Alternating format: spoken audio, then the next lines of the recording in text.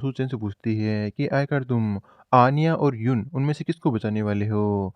तो जो सूचन है वो बोलता है कि जो चॉइस है वो बच्चे करते हैं, मेरे को उन दोनों को ही बचाना है और मेरे को वो दोनों ही चाहिए।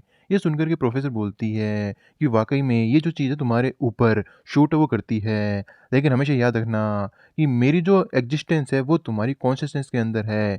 यहाँ से सारी चीज़ें तुम्हें अपने आप अकेले को ही सँभालनी होगी। और हम देखते हैं जो सूचन होता है फाइनली वहाँ पे लैंड होकर जाता है और आन्या देखकर ये काफ़ी ज़्यादा खुश होती है कि सूचन ज़िंदा है और वो बोलता है कि फाइनली तुम यहाँ पे आ गए, मुझे पता था तुम्हें कुछ भी है वो नहीं होगा। और जो कैनिबल लीडर होता है फेंग पेंग वो बोलता है कि तुम कचरे कहीं के फिर से आ गए, आखिर तुम बार-बार मेरा जो मज़ा है वो ख़राब करने के लिए क्यों आ जाते हो? तो जो सूचन है वो अपनी नई एबिलिटी को रिवील करते हुए बोलता है, देखने से ऐसा लगता है कि ये जो एबिलिटी है काफ़ी ज़्यादा यूज़फुल है वो होने वाली है। और जो सूचन है अपनी बॉडी से बहुत सारे जो टेंटिकल है उन्हें सामने की ओर उस कैनिबल के ऊपर अटैक करने के लिए रिलीज़ कर देता है, जिससे कि धीरे-धीरे उसकी पूरी जो बॉडी है वो बाइंड अप है वो होने लगती है, जो पीछे की ओर बिल्डिंग होती है उसकी ओर। और जो कैनिबल होता है वो बोलता है कि तुम्हें क्या लगता है कि तुम इस प्रकार से मुझे हर्ट है वो कर पाओगे?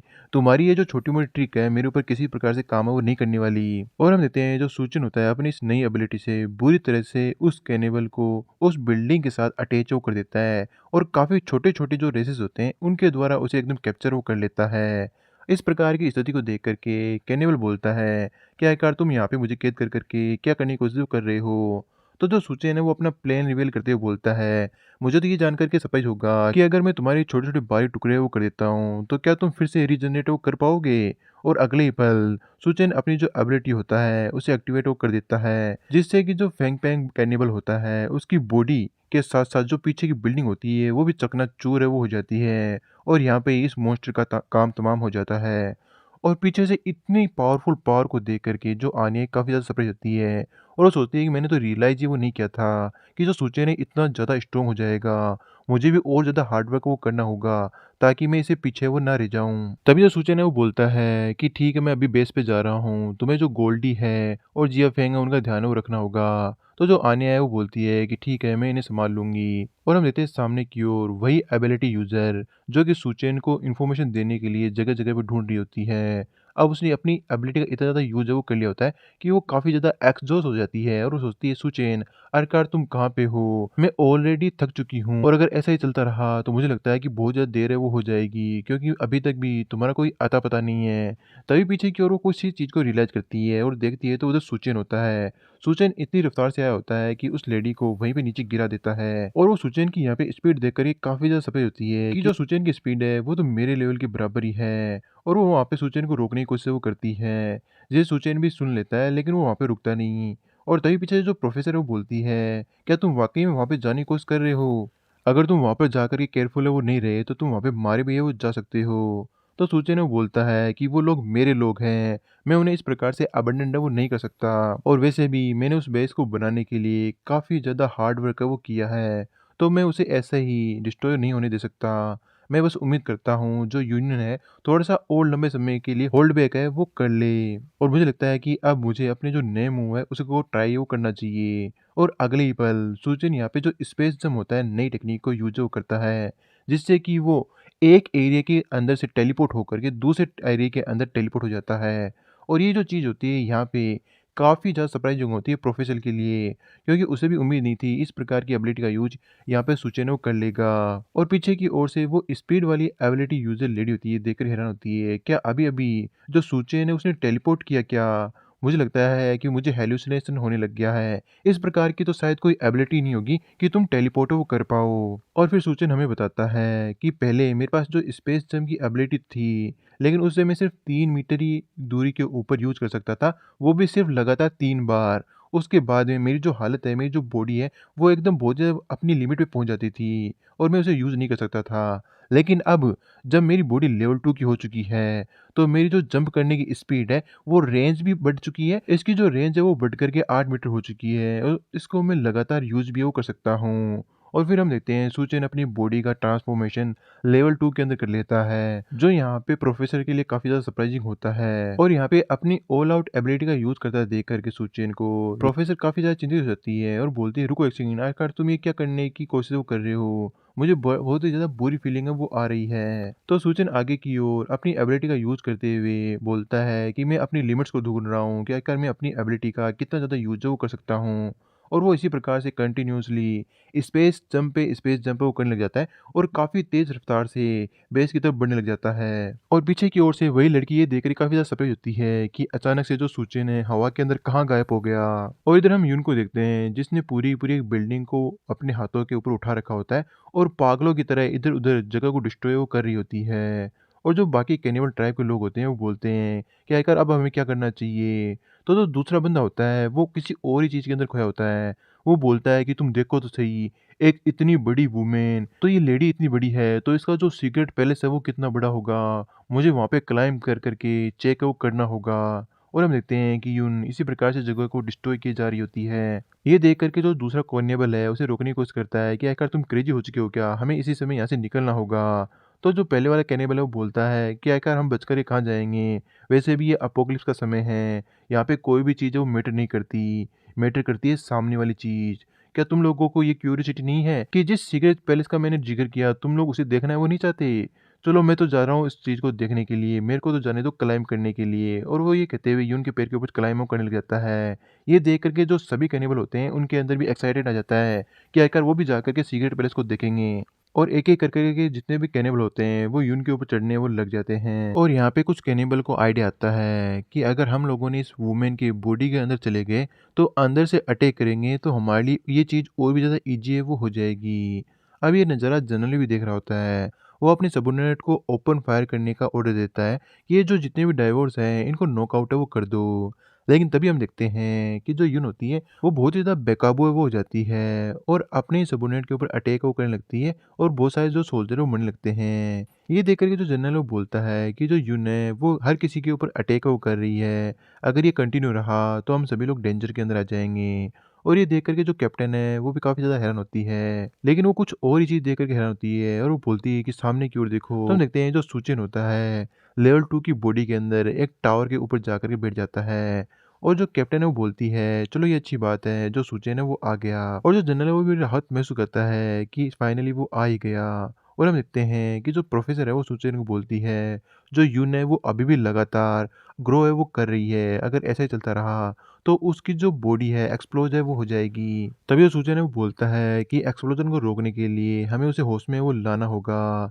तभी हम देखते हैं कि यहाँ पे यून की नज़र सुचेन के ऊपर पड़ जाती है, तो वो अगले ही पल उस टावर को डिस्ट्रॉय वो कर देती है। लेकिन इस मौके का फ़ायदा उठाते हुए जो सुचेन है उसके हाथ के ऊपर आ जाता है और आगे की ओर बढ़ने लगता है और सोचता है, देखने से ऐसा लगता है कि वो मेरे ऊपर अटैक कर रही है। इसका मतलब वो कंप्लीटली क्लूलेस है कि वो क्या कर रही है। उसने अपना कॉन्शसनेस है पूरी तरह से खो दिया है। तभी हम देखते हैं कि यून एक और अटैक करती है जिससे कि यहाँ पे सुचेन का जो बैलेंस है वो बिगड़ जाता है और वो नीचे की ओर गिरने लगता है। और नीचे की ओर गिरते हुए वो बोलता है कि चलो मुझे लगता है कि यून को टेक केयर करने से पहले ये जो डाइवोर्स है इनको टेक केयर वो कर लेना चाहिए।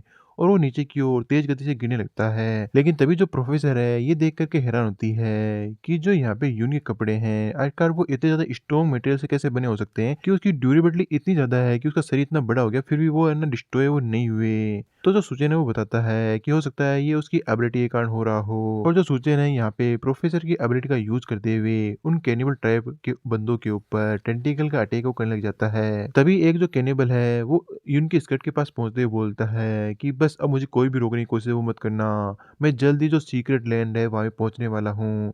और वो पहुंचने वाला होता है उससे पहले ही यहाँ पे जो सुचेन है उसका टेंटिकल उसके गले के अंदर आ जाता है और उसको वहाँ पे पहुंचने नहीं देता और उस बंदे को नीचे की ओर गिरा देता है। और वो जो कैनिबल होता है वो बोलता है कि आखिर तुम किस प्रकार के बंदे हो, तुम वाकई में एक आदमी तो हो नहीं सकते, इस प्रकार की अच्छी जगह से तुम मुझे लास्ट मोमेंट के ऊपर कैसे फेंक सकते हो। और हम देखते हैं कि वो धीरे धीरे सभी जो कैमलिनेबल ट्राइब के बंदे होते हैं उनकी गर्दन के ऊपर अटैक वो करने लग जाता है। और ऊपर की ओर जो यून है वो गुस्सा कर रही होती है और नीचे की ओर सुचेन बड़े ही बुरी तरीके से इन सभी कैनिबल ट्राइब के बंदों को डिस्ट्रॉय वो कर रहा होता है। और हमारा जो सीन है वो शिफ्ट होता है उसी लड़की की ओर, जिसने इस इंसानियत को बिट्रे वो किया होता है। उसको 3 कैनिबल ट्राइब के बंदों ने घेर रखा होता है और बोलते हैं कि तुम ही वो हो जिसने हमें इंसान से इस प्रकार के कैनिबल के अंदर चेंज है वो किया है। तो तुम्हें आज इस चीज़ की सज़ा है वो मिल कर के रहेगी। और अब हम देखते हैं कि वो भूखे भेड़ियों की तरह उसके ऊपर टूट पड़ने की कोशिश वो करते हैं। उसके जो कपड़े होते हैं उन्हें डिस्ट्रॉय कर देते हैं, क्योंकि अब वो लोग उसे एक वुमेन की नज़र से वो देख रहे होते हैं। यहाँ पे उस लड़की को बड़ा ही गुस्सा आता है और वो अपने वेपन को एक कैनिबल ट्राइब के बंदे की आँख में दे मारती है। और अब उसके पीछे भागने की कोई भी जगह नहीं होती, क्योंकि वो एक ऊँची चट्टान के ऊपर खड़ी होती है। लेकिन वो उस चट्टान से जंप मार देती है और मारते हुए बोलती है कि मेरी उस स्टिक के अंदर तुम लोगों के लिए एक शानदार गिफ्ट था। और अब देखते हैं कि वो जो स्टिक होती है धीरे-धीरे किसी प्रकार से उस कैनिबल को डाइवोर है वो करने लगती है और उसके जो टेंटिकल है वो बहुत ही ज़्यादा रफ़्तार से बढ़ने लगते हैं और उन बचे हुए 2 कैनिबल को भी वो अपने अंदर अब्ज़ॉर्ब वो करने लगता है।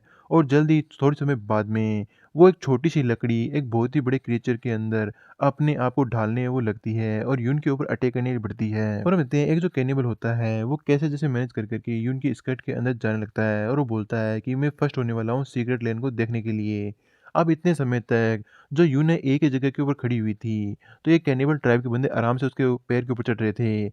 लेकिन अचानक से वो अपना पैर है वो मूव कर लेती है, जिससे काफ़ी सारे जो कैनिबल है वो नीचे की ओर गिरने लगते हैं और उनका जो बैलेंस है वो बिगड़ जाता है। और हम देखते हैं कि यहाँ पे जो यून होता है अपने पैर से उस लकड़ी वाले क्रीचर के ऊपर ही अटैक कर देती है और एक अटैक के अंदर ही उसे डिस्ट्रॉय कर देती है। यून को देखने से ऐसा लगता है कि वो बिल्कुल ही मैडनेस के अंदर जा चुकी है। उसे हर चीज़ को डिस्ट्रॉय करने में काफ़ी ज़्यादा मज़ा है वो आ रहा होता है और सभी जो कैनिबल ट्राइब के लोग होते हैं, वो अपने आप को किसी प्रकार से यून के साथ चिपकाए रखना चाह रहे होते हैं। और एक जो कैनिबल ट्राइब का बंदा लटका होता है, वो सोचता है कि वाक़ई मैं लकी था कि मैं नीचे की ओर नहीं गिरा और मैंने इस चीज़ को डोचो कर दिया। लेकिन जल्द ही उसके अरमानों के ऊपर जो सुचेन है वो पानी फेर देता है, क्योंकि वो एक खतरनाक अटैक कर के उस बंदे को पूरी तरह से मार डालता है और अगले ही पल टेंटिकल का यूज़ करते हुए ऊपर की ओर जंप कर लेता है ताकि वो यून के सामने आ सके। और जनरल ये नज़ारा देखकर ये काफ़ी ज़्यादा खुश होता है कि चलो फाइनली जो डाइवोर्स का मामला है वो तो यहाँ पे निपटा। लेकिन जो कैप्टन है वो काफ़ी ज़्यादा चिंतित थी कि आखिर जो सुचेन है वो अब क्या करने वाला है, क्योंकि वो इस समय यून के सामने खड़ा है जो कि अपने होशो-हवास के अंदर नहीं है। तो कैप्टन ये जानना चाह रही थी कि आखिरकार सुचेन ऐसा क्या करेगा जिससे कि यून होश के अंदर आ जाए। तभी जो यून होती है, सामने की ओर सूचन को देख कर के अपने दोनों हाथों से उसे पहले तो मसलने की कोशिश करती है और फिर दोनों हाथों को जोड़ कर के एक इविल लुक के साथ एक खतरनाक अटैक करने की कोशिश वो करती है। जिसे जो जनरल है और कैप्टन है दोनों ही देख काफ़ी ज़्यादा हैरान होते हैं, क्योंकि उन्हें पता था अगर इसका अटैक सूचन को लग गया तो वो ऑन द स्पॉट ही वो मर जाएगा। लेकिन लगने से पहले ही जो सूचन है यहाँ पे स्पेस जंप वो कर लेता है। लेकिन जो यहाँ पे ये अटैक लगा होता है वो पूरी-पूरी जो बिल्डिंग है वो पूरी तरह से डिस्ट्रॉय हो चुकी होती है और यहाँ पे जो यून है वो रुकती नहीं और भी जो बिल्डिंग है उन्हें डिस्ट्रॉय कर दी जाती है और वो ये देखकर सरप्राइज़ होती है कि आखिर वो बंदा गया कहाँ? और जो जनरल है वो भी डाउट के अंदर होता है कि क्या सुचेन ने इस अटैक को डॉज कर लिया? और जो कैप्टन वो बोलती है लेकिन आखिर जो सुचेन है अचानक से वो गया तो गया कहाँ? हमें कहीं पे दिखाई क्यों नहीं दे रहा? और हम देखते हैं कि सुचेन ने अपने आप को ऐसी जगह पे टेलीपोर्ट किया होता है कि वो वहाँ पे आकर के ब्लश वो कर रहा होता है। ये देख कर के जो प्रोफ़ेसर वो बोलती है हेड टू एंड फाइंड करना एक अच्छा आइडिया वो नहीं होगा। लेकिन आखिरकार तुम कौन से एरिया के अंदर छुपे हुए हो? क्या तुम मुझे बता सकते हो? और इधर हम देखते हैं जो यून होती है, इधर-उधर है वो देखने लगती है कि आखिरकार सूचन गया कहाँ? तभी जो प्रोफ़ेसर वो देखती है कि जो यून की बॉडी होती है वो बढ़ते-बढ़ते इतना ज़्यादा बढ़ चुकी होती है कि वो अपने लिमिट पे पहुँच चुकी है। अब वो जल्दी क्रैक वो करने वाली है।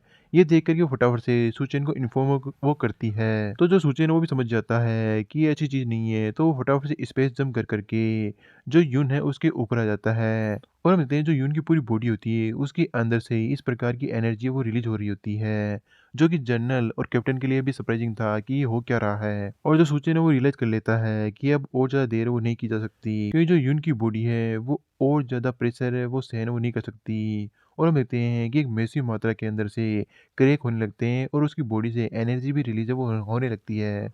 और यहाँ पे जो यून है अपनी फेस प्लेक के अंदर जाती है, जब उसे लेबोरेटरी के अंदर एक जो चूहे की तरह एक्सपेरिमेंट के अंदर यूज़ किया जाता था, उसकी आँखों के सामने एक एंडलेस डार्कनेस है वो रहती थी। उसने ये गिनना भी छोड़ दिया था कि उसके ऊपर कितनी बार एक्सपेरिमेंट वो किए गए थे, पता नहीं उसे कितनी बार ठंडे चीज़ के अंदर, गर्म चीज़ के अंदर, कभी कोई सीरीज़, कभी कोई सीरम, अलग-अलग प्रकार की दवाइयों के द्वारा उसके ऊपर एक्सपेरिमेंट वो किए गए थे। इस एपोकेलिप्स वर्ल्ड के अंदर ऐसा लगता था कि मैं लैब के अंदर वो रखा हुआ वो चूहा हूँ, जो कि सिर्फ़ एक्सपेरिमेंट करने के लिए बना है। और उस समय यून ने प्रार्थना की थी, अगर इस दुनिया के अंदर भगवान एग्ज़िस्ट है, वो करता है, तो प्लीज़ मेरी हेल्प वो करे। मैं इस चीज़ की एक्सचेंज में कुछ भी देने को तैयार हूँ। तभी अचानक से यून का नाम सुनाई देता है, जिससे कि वो अपनी आँखें वो ओपन कर लेती है और हम देखते हैं कि ये आवाज़ बाहर की ओर से जो सूचेन है वो दे रहा होता है और वो बोलता है कि तुम ये बिल्कुल भी है वो नहीं भूल सकती। मुझे अपनी टीम के अंदर जो यूज़लेस लोग होते हैं वो बिल्कुल ही पसंद है वो नहीं है। फिर अपनी पूरी पावर लगाते हुए वो उसके ऊपर एक अटैक करता है, फटाफट से उठ जाओ। और हम देखते हैं कि ये अटैक उसने और कहीं नहीं, उसके पिछवाड़े पे क्या होता है, जो काफ़ी ज़्यादा ही स्ट्रॉन्ग दिख रहा होता है। इसे देख कर के तो जो कैप्टन है उसे भी ऑर्गेज़म में आने लगता है और वो बोलती है कि सुचेन आखिरकार ये क्या कर रहा है। फिर देख सकते हैं जो यून होती है वो भी बहुत ज़्यादा एक्साइटेड है वो होने लगती है और उसे धीरे-धीरे वो सभी मेमोरीज़ याद आने लगती है। जब किस प्रकार से सुचेन उसके साथ हुआ करता था। अपोकलिप्स आने से पहले भी सुचेन ने यून की हेल्प वो की होती है और उसका फ़ायदा वो नहीं उठाया था। और जो लेबोरेटरी थी उसके अंदर भी उसने हेल्प की थी और उस इतनी बेकार जगह से आज़ाद कराने के अंदर भी जो सुचेन है उसी का हाथ था। जब भी मुझे ऐसा लगता है कि मेरे चारों ओर अंधेरा है, तो ये पर्सन आकर के मेरे चारों ओर रोशनी कर देता है। वाक़ई में यही एक रियल पर्सन ऐसा है जिसके कारण हम लोग इस एपोकेलिप्स के अंदर अभी तक सर्वाइव है वो कर पाए। मेरे जो दिल के अंदर डार्कनेस है उसके अंदर सूरज की एक किरण के रूप में मेरे को सुचेन है वो लगता है और उस बंदे के लिए मैं कुछ भी करने को तैयार हूँ, मैं कुछ भी सैक्रिफाइस करने को तैयार हूँ। और हम देखते हैं एक मैसिव मात्रा में और भी ज़्यादा एनर्जी वो रिलीज़ है वो होने लगती है। जिसे देख कर के जो सुचेन है वो भी काफ़ी ज़्यादा सरप्राइज़ होता है और जो जनरल है वो बोलता है लगता है वो सेल्फ डिस्ट्रक्ट है वो होने वाली है। और हम देखते हैं कि जो एनर्जी की मात्रा होती है और जो ब्राइटनेस होती है वो समय के साथ और भी ज़्यादा बढ़ती जाती है। फिर अचानक से एक बहुत ही तेज़ धमाका है वो होता है और जैसे ही जनरल सामने की ओर देखता है तो वो सोचता है लगता है ये पूरा हो चुका। लेकिन वो ये देखकर ही सरप्राइज़ होता है कि उसे वहाँ पे जो सुचेन है और यून है उसकी बॉडी कहीं पर भी नज़र है वो नहीं आ रही होती कि आखिरकार वो लोग कहाँ पे डिसअपियर है वो हो चुके हैं। हम देखते हैं कि ये देख कर के जो कैप्टन बाई होती है वो काफ़ी ज़्यादा सैड हो जाती है। वो बोलती है नहीं ऐसा बिल्कुल भी नहीं हो सकता। मुझे तो अभी भी सुचेन से बहुत बातें वो कहनी थी और यून को भी मुझे बहुत बातें कहनी थी। उसने कुछ समय पहले ही तो मुझे बचाया था। आखिरकार वो लोग इस प्रकार से नहीं मर सकते। तभी सामने की ओर सुचेन यहाँ पे यून को लेकर के आ जाता है और जो जनरल है वो बोलता है सुचेन ये अच्छी बात है तुम लोग सेफ हो। लेकिन हम देख सकते हैं यहाँ पे जो यून है उसकी बॉडी के ऊपर अभी भी क्रैक्स होते हैं यानी उसकी कंडीशन सीरियस होती है। ये देख करके जो जनरल है वो बोलता है लगता है ये यून यहाँ पे सीरियसली इंजर्ड है। तो वो बेस के ऊपर से जो बेस्ट डॉक्टर है उन्हें बुलाने के लिए बोलता है ताकि वो इनका ट्रीटमेंट है वो कर सके। लेकिन तभी हम देखते हैं वहाँ पे जो गोल्डी है वो आता है और इसके ऊपर आनिया बैठी होती है और वो बोलती है किसी को बुलाने की जरूरत नहीं, इस केस को मैं हैंडल है वो कर लेती हूँ। और सभी लोग इतनी बड़ी बिल्ली को देखकर काफी ज्यादा हैरान होते हैं और जो आनिया है वो यून के पास जाने लगती है और उसकी कंडीशन देखने लगती है। तो कंडीशन को देखते हुए वो बोलती है इसकी जो कंडीशन है बहुत ज्यादा क्रिटिकल है, ये ज्यादा लंबे समय तक है ना सर्वाइव नहीं कर पाएगी, हमें जल्दी इसका ट्रीटमेंट शुरू करना होगा।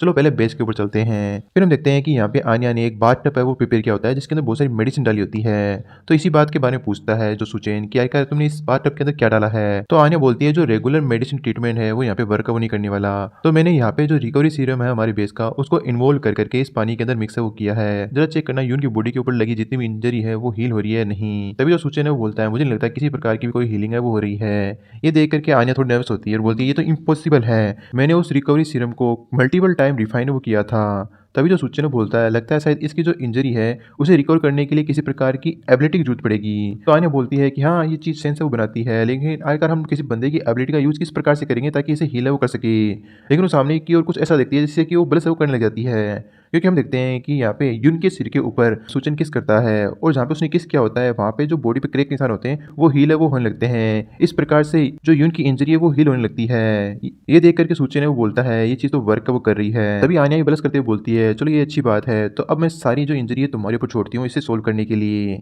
और ये कहते हुए वहाँ से चली जाती है और सुचेन समझ जाता है कि वो अकेला यहाँ पे फंस गया है। तभी हमारा जो सीन है वो शिफ्ट होता है। हम देखते हैं जो आनिया है वो जिया फेंग के पास आकर ही बोलती है मिस भाई और मैं कुछ बात वो करने वाले हैं, तो तुम उसे अकेला छोड़ सकते हो और अकेले जा सकते हो, वो कुछ समय बाद में आएगी। और उसके मुंह के ऊपर दरवाजा वो बंद कर देती है। वाकई में यहाँ पे थोड़ा सा जिया फेंग के साथ गलत हुआ। और हम देखते हैं अंदर की ओर जो आनिया है वो सोचती है कि मुझे ना इस बात को एडमिट तो नहीं करना, लेकिन मैं इसके अंदर कुछ भी नहीं कर सकती। समय के साथ जो सुचेन है वो और भी ज्यादा स्ट्रॉन्ग है वो होता जाएगा, तो मैं रास्ते की रुकावट वो नहीं बनना चाहती। तभी जो मिस भाई है यहाँ पे नर्स होती हुई बोलती है आनिया आखिरकार आपने जो दरवाजा बंद कैसे कर दिया। तो जो आन्या वो बोलती है कि मिस बाई मैं आपसे एक चीज़ कन्फर्म वो करना चाहती हूँ। क्या आप सुचेन को पसंद है वो करती हैं? ये सुनते ही यहाँ पे बाई काफ़ी ज़्यादा ब्लश वो करने लग जाती है और काफ़ी ज़्यादा सरप्राइज़ भी होती है। अब यहाँ से हमारा जो सीन है वो शिफ्ट हो जाता है। हम देखते हैं कि यहाँ पे सुचेन ने सारी जो इंजरी है उन्हें अब्ज़ॉर्ब कर लिया होता है यून की और यून अभी रेस्ट कर रही होती है। इसको देख कर के आन्या बोलती है, सुचेन तुम्हारे कारण जितनी भी चोटें इसके शरीर के ऊपर थी वो लगभग हील है वो हो गई है। अब मैं इसका ध्यान है वो रखती हूँ। और हाँ, बाहर की ओर जो जिया फेंग है वो एक क्रिस्टल लेकर के आया है, तो तुम उसे जाकर ही देख सकते हो। तो सुचेन बोलता है आखिर उसे वो क्रिस्टल कहाँ से मिला? तो जो आन्या वो बोलती है इस बारे में तो मुझे नहीं पता, लेकिन जो रिसेप्शन रूम है उसके अंदर वो पड़ा है और तुम जाकर के उसे देख सकते हो। तो सुचेन वहाँ से जाते हुए बोलता है कि ठीक है, तुम यून का ध्यान रखो, मैं जाकर के उसे देखता हूँ। और जैसे ही रिसेप्शन रूम में आकर के उस क्रिस्टल को देखता है तो काफ़ी ज़्यादा हैरान होते हुए बोलता है ये तो क्रिस्टल नहीं है, ये तो है ब्लैक स्टोन। हाँ, इस चीज़ के अंदर मुझे नहीं लगता इन लोगों की कोई गलती है, इन्होंने गलती से इसे एक क्रिस्टल कोर है वो समझ लिया। चलो इस बात के लिए मैं इन्हें ब्लेम भी वो नहीं कर सकता क्योंकि ये एक नया आइटम है जो कि इस वर्ल्ड के अंदर आया है। पास्ट लाइफ के अंदर मैंने इसके बारे में बहुत सारी बातें वो सुनी थी कि जैसे इस वर्ल्ड के अंदर अपोकलिप्स आया तो जो ये वर्ल्ड है अपने आप से किसी प्रकार के मटेरियल को जनरेट वो करने लगा और ये उन्हीं रेयर मटेरियल में से एक मटेरियल है और इसे बोला जाता है ब्लैक स्टोन। इसकी जो टफनेस है बहुत ज़्यादा स्ट्रॉन्ग होती है। ये इतना ज़्यादा रेयर मटेरियल है कि ये सिर्फ अपोकलिप्स के कारण ही बोन है वो होता है। और मैं जहाँ तक याद कर पा रहा हूँ पास्ट लाइफ के अंदर सिर्फ एक पर्सन ही ऐसा था जिसने इसका सही से यूज किया था। उसे बोला जाता था ब्लेस ब्लेड किंग वांगसोंग और वो एक लेजेंडरी फिगर था। पास्ट लाइफ के अंदर अपोकलिप्स के अंदर उसने सिंगल ब्लेड के साथ अपोकलिप्स को सरवाइव किया था या फिर कहें तो काफ़ी अच्छे से कॉन्कर किया था। और रूमर ये थे कि उसकी जो ब्लेड है वो इसी ब्लैक स्टोन के द्वारा फोर्ज वो की गई थी। वाकई में इस समय तो बहुत ज़्यादा लकी हूँ। वांगसोंग का जो फॉर्चून है अब मेरा हो चुका है। मुझे अभी इसे स्टोर वो कर लेना चाहिए और जब मुझे एक बार कोई ब्लैक स्मिथ मिल जाएगा तो तब मैं उसे अपने लिए अपना पर्सन ब्लैक ब्लेस ब्लेड बनाने के लिए बोल सकता हूँ। अब यहाँ से हमारा जो सीन है वो फ्लैशबैक के अंदर जाता है जहाँ पे बाई और आन्या की बातें वो चल रही होती है। तो बाई बोलती है कि आयकार तुम ये बात अचानक से क्यों बोल रही हो? तो आन्या बोलती है सुचेन जब भी कोई क्रिस्टल कोर को ऑब्जर्व करता है तो उसकी बॉडी के अंदर एक क्रश है वो इफेक्ट में आने लगता है। अगर हम लोगों ने उस क्रश के साथ डील है वो नहीं किया तो इतना सुनते ही जो बाई बोलती है कि क्या होगा अगर उस डील नहीं किया गया तो आन्या बोलती है कि इस बारे में तो मुझे नहीं पता, लेकिन एक बात श्योर है कि हम लोगों ने उसके साथ डील है वो नहीं किया तो बहुत ज़्यादा बुरा है वो हो सकता है और इस समय मुझे यून का ध्यान रखने की जरूरत है और मैं सुचेन का ध्यान है वो नहीं रख सकती। तो बाई बड़ी एक्साइटेड होते हुए बोलती है तो ठीक है वो कर्ज मेरे ऊपर छोड़ दो, मैं उसे हैंडल वो कर लूंगी।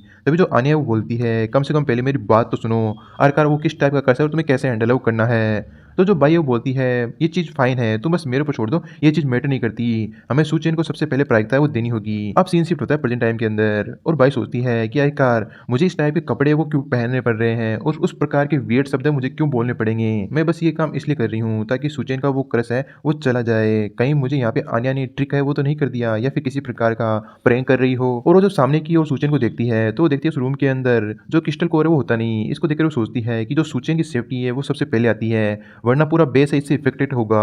मुझे पहले ये कंफर्म करना होगा कि उस कर्स ने किस प्रकार का इफेक्ट है वो ले लिया है। लगता है इसने उस क्रिस्टल कोर को ऑब्जर्व कर लिया है तो मुझे चल करके अपनी जो रोल है वो निभाना होगा और उन लाइन को बोलना होगा। और हम देखते हैं उस रूम के अंदर बाई आ जाती है और आकर के बोलती है मास्टर मैं आपको सर्व करने के लिए आई हूँ और वो काफ़ी ब्लश होते हुए बोलती है। अब इस प्रकार की लाइन बाई से सुन करके सुचेन भी काफ़ी ज़्यादा हैरान होता है क्या कर ये मुझे मास्टर वो क्यों बोल रही है। और इधर हमारा जो सीन है वो शिफ्ट होता है यून और आन्या की ओर जहाँ पे यून की हालत के अंदर सुधार आ रहा होता है और आन्या बोलती है मुझे लगता है कि जो बाई है वो फाइन रहेगी, वैसे भी मैंने कर्स का रीजन देख करके एक तरह से उसकी भलाई की है। नहीं नहीं यार, मुझे इस समय किसी और चीज़ के बारे में सोचना चाहिए, मुझे सोचना चाहिए कि जो बाई है इतना बड़ा प्रेशर कितने लंबे समय तक हैंडल है वो कर पाएगी। एक बार यून की जो हालत है वो स्टेबल हो जाएगी तो मैं जाकर के उसकी हेल्प वो करूंगी। और उसे ना सुचेन की स्ट्रेंथ के बारे में पता होता है और ये जान करके ही उसके पैर थर थर कांपने लगते हैं। और इधर हम देखते हैं बेस के कुछ लोग बेस के बाहर की ओर आते हैं और वो लोग बोलते हैं कि हमें फटाफट से जितनी भी ड्राइवर ट्राइब की डेड बॉडीज़ हैं उन्हें क्लीन अप करना होगा।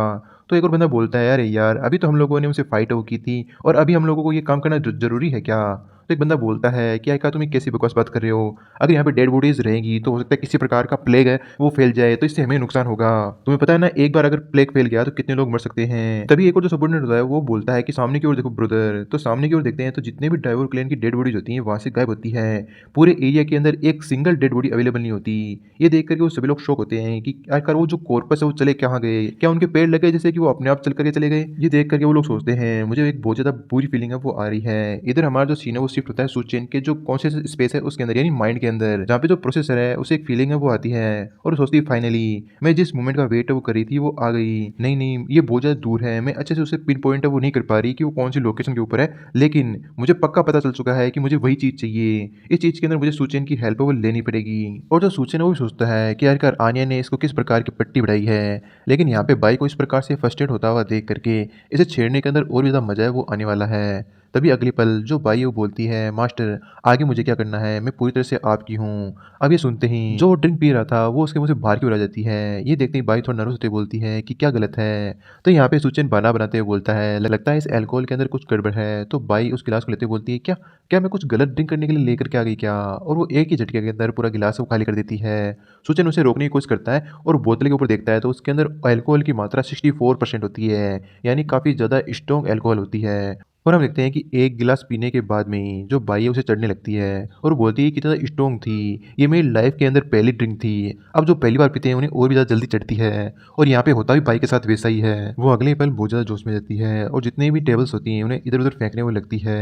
ये देखकर सुचेन भी हैरान होते बोलता है, क्या तुम इतनी जल्दी नशे के अंदर चली गई? यह सुनने के बाद में जो बाई है वो अपना पैर सामने सुचेन के बीच में मारते हुए बोलती है, क्या यार तुमने ये किसे कहा कि मैं नशे के अंदर चल गई? अभी तो मैंने स्टार्ट ही नहीं किया, मुझे अभी भी जो तुम्हारा क्रश है उसे रिमूव करना है। ये सुनने के बाद में सुचेन भी एक स्माइल देते हुए बोलता है, हाँ अगर मेरे सामने प्लेट के अंदर खाना पड़ा हो तो मैं कभी भी उसे मना है वो नहीं करूंगा, लेकिन अभी जो सडन पावर का चेंज हुआ है ना मेरे को वो बिल्कुल भी पसंद नहीं। तो तुम्हें अपनी जो जगह है और हमारे और तुम्हारे बीच में जो रिलेशनशिप है उसके बारे में पता होना चाहिए। तो बाई बोलती है, रिलेशनशिप? कौन सा रिलेशनशिप? तो सुचेन बोलता है कि तुम इतनी जल्दी भूल गई कि आखिरकार अभी अभी तुमने किसे मास्टर है वो बोला था। और हम देखते हैं कि वो अपना जो किलिंग इंटेंट या फिर जो पावर है वो रिलीज कर रहा होता है। इसे देख करके जो बाई है वो अपने घुटनों के ऊपर आ जाती है। ये देख करके सुचेन वो बोलता है, अब तुम्हें पता चले ना अपनी सही जगह है, अब मुझे सर्व वो करो। तभी जो बाई है वो बोलती है कि मास्टर मैं गलत थी, आप जैसे बोलेंगे मैं वैसे सर्व करूंगी।